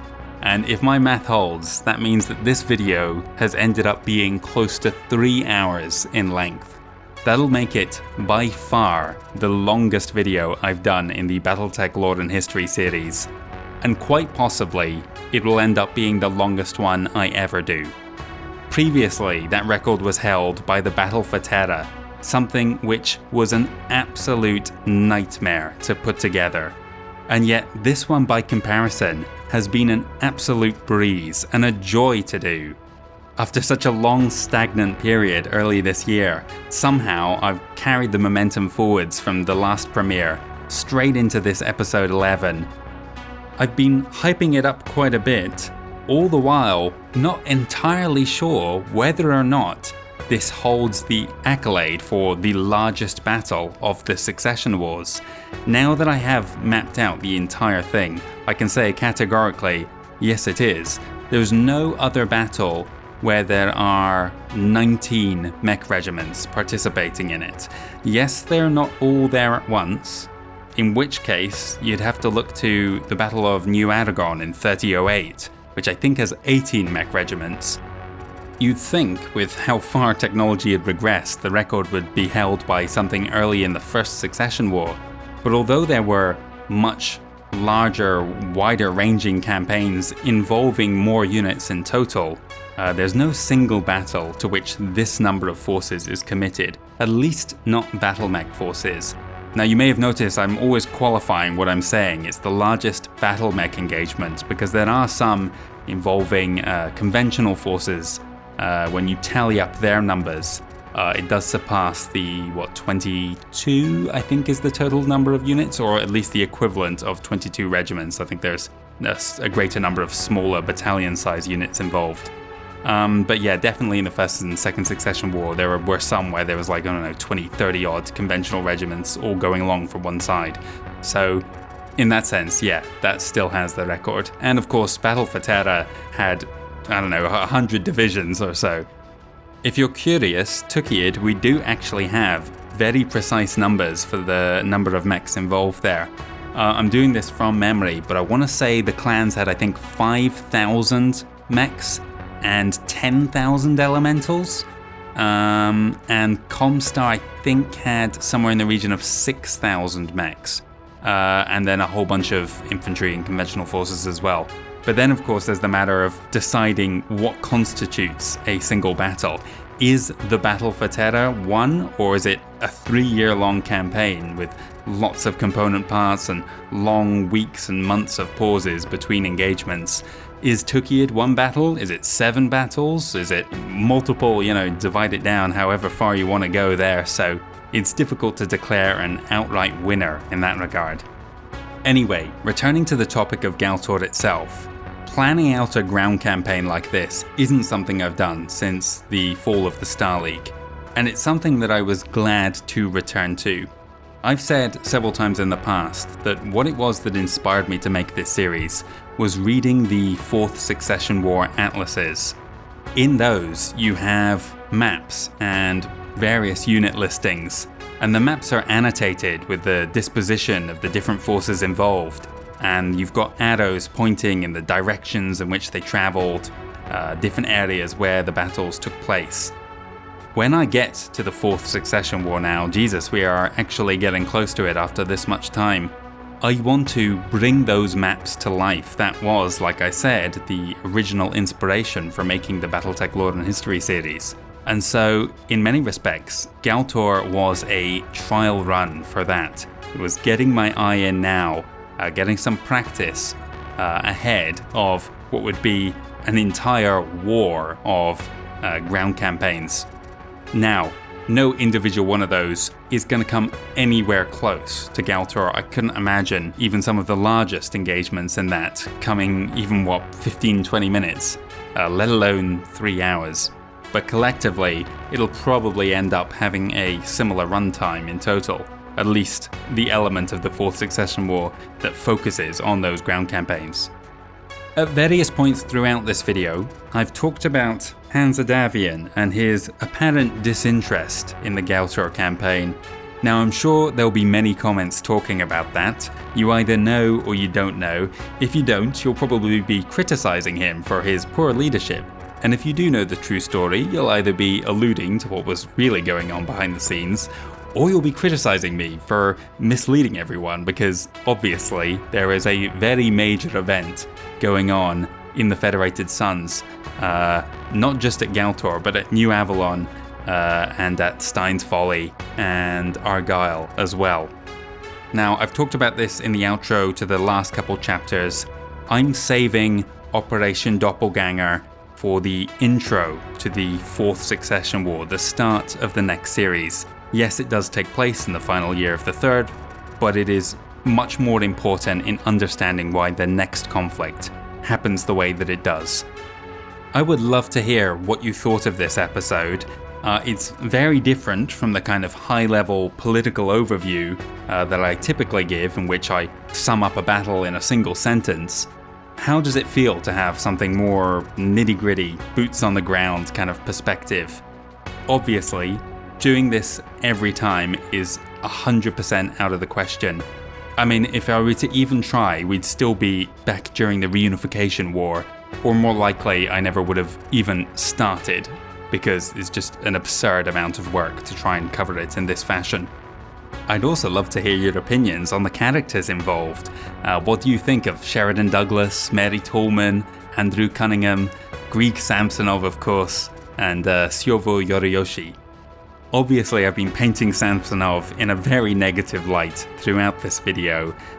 Well deserved, I believe, but also that is influenced by some of the actions he's going to take in the next few years as well, which gives you even more reason to hate his guts. Yoriyoshi, in my opinion, got a bum deal having his campaign completely undermined by an angry political rival, but at the same time, some of the failings and lack of action is just inexcusable, really. So I do have some amount of sympathy for him, but really he also failed on Galtor, and what happened to him wasn't undeserved. It's a little bit sad that he disappears entirely from the timeline. You'll never hear his name again after this. There's a unit a bit later on called the Izanagi Warriors, and I would have loved to have seen him pop up in that. But hey-ho, it's one of those things that was almost certainly forgotten about. Nobody cared about him. On the Davion side, of course, Sheridan Douglas, what a legend. You can picture him there standing atop a wrecked Kuritan mech, puffing away on a cigar, surveying the battlefield. I think the sourcebooks are really unkind to Andrew Cunningham, because yeah, he was pretty inept as a battlefield leader. He was also literally the only person in the Federated Suns who did anything to reinforce the garrison on Galtor. Everyone else was just completely absent. You'd think that somebody else, maybe, the field marshal of the entire Draconis march, who was that? Aaron Sandoval at that time? One of the Sandovals anyway. You'd think they might have taken an interest, but no, apparently not. There's not a single connection to Galtor next to any of their names that I can find. What that mostly comes down to is the fact that this campaign was written so early in BattleTech's history that a lot of the surrounding details are just not fleshed out yet, and so these characters who we know were alive during this period didn't exist in the setting yet for them to even have gotten involved. One thing I found interesting, which relates to that somewhat, and relates to another point I want to make in just a second, is the abundance of Russians involved in this part of the history. There are so many Russian names attached to units. The Draconis Combine, we know that they have a strong Scandinavian ethnic group within the Razelhague military district, but it makes me think also that Galleran is supposed to be a strongly Russian-controlled or Russian background area in the inner sphere. And what's interesting about that is that later on, in later sources, Russian names and culture is almost entirely segregated within the Tikhonov commonality, within the Capellan Confederation. So I wonder if that was just coincidence, or whether Samsonov was the leader in this great many number of Russian officers that was originally envisioned by the FASA and the creators of BattleTech back in 1986. On the topic of Russian, I am almost certainly butchering a great many names. I've tried to find examples of native Russian speakers saying these names, and then try and mimic them phonetically. Obviously, I don't speak the language, and that's true as well for the many French names that pop up from the Federated Sons. Also, a great abundance of Chinese names.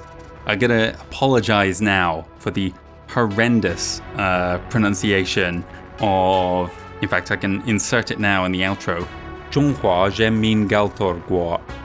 I did my best there just to mimic what I was hearing others saying phonetically. But again, I've just no understanding of how you should pronounce those, because there's obviously some very different pronunciation going on there. True for Spanish as well. The Sheridan Douglas and the Vegan Rangers had a lot of Spanish names too. And of course, on the topic of languages, the biggest one, of course, Japanese. The Draconis Combine, full of Japanese names, many, if not all of which I'm saying wrong. I've read and heard various things over the years about intonation and pronunciation and stressing syllables or not stressing syllables. But again, I've had no education in it whatsoever, so I'm just trying to mimic what I'm hearing others say, where I can find examples, which is not always possible. I'll apologize now for the great many errors that there doubtless were. If any stood out to you as particularly egregious, by all means, correct me in the comments. I am always trying to learn.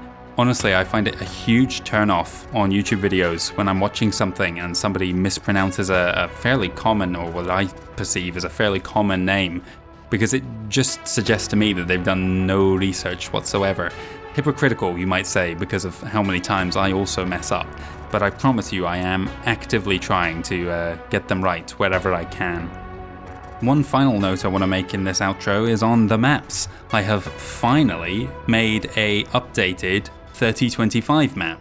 Throughout the entire Third Succession War series, I have not bothered to update the maps. I did go back at one point and start creating them, and I made it into the 30th century before I completely gave up, because the further I made it into the scripts, the more battles and invasions I was discovering in the sources that I'd missed and skipped over.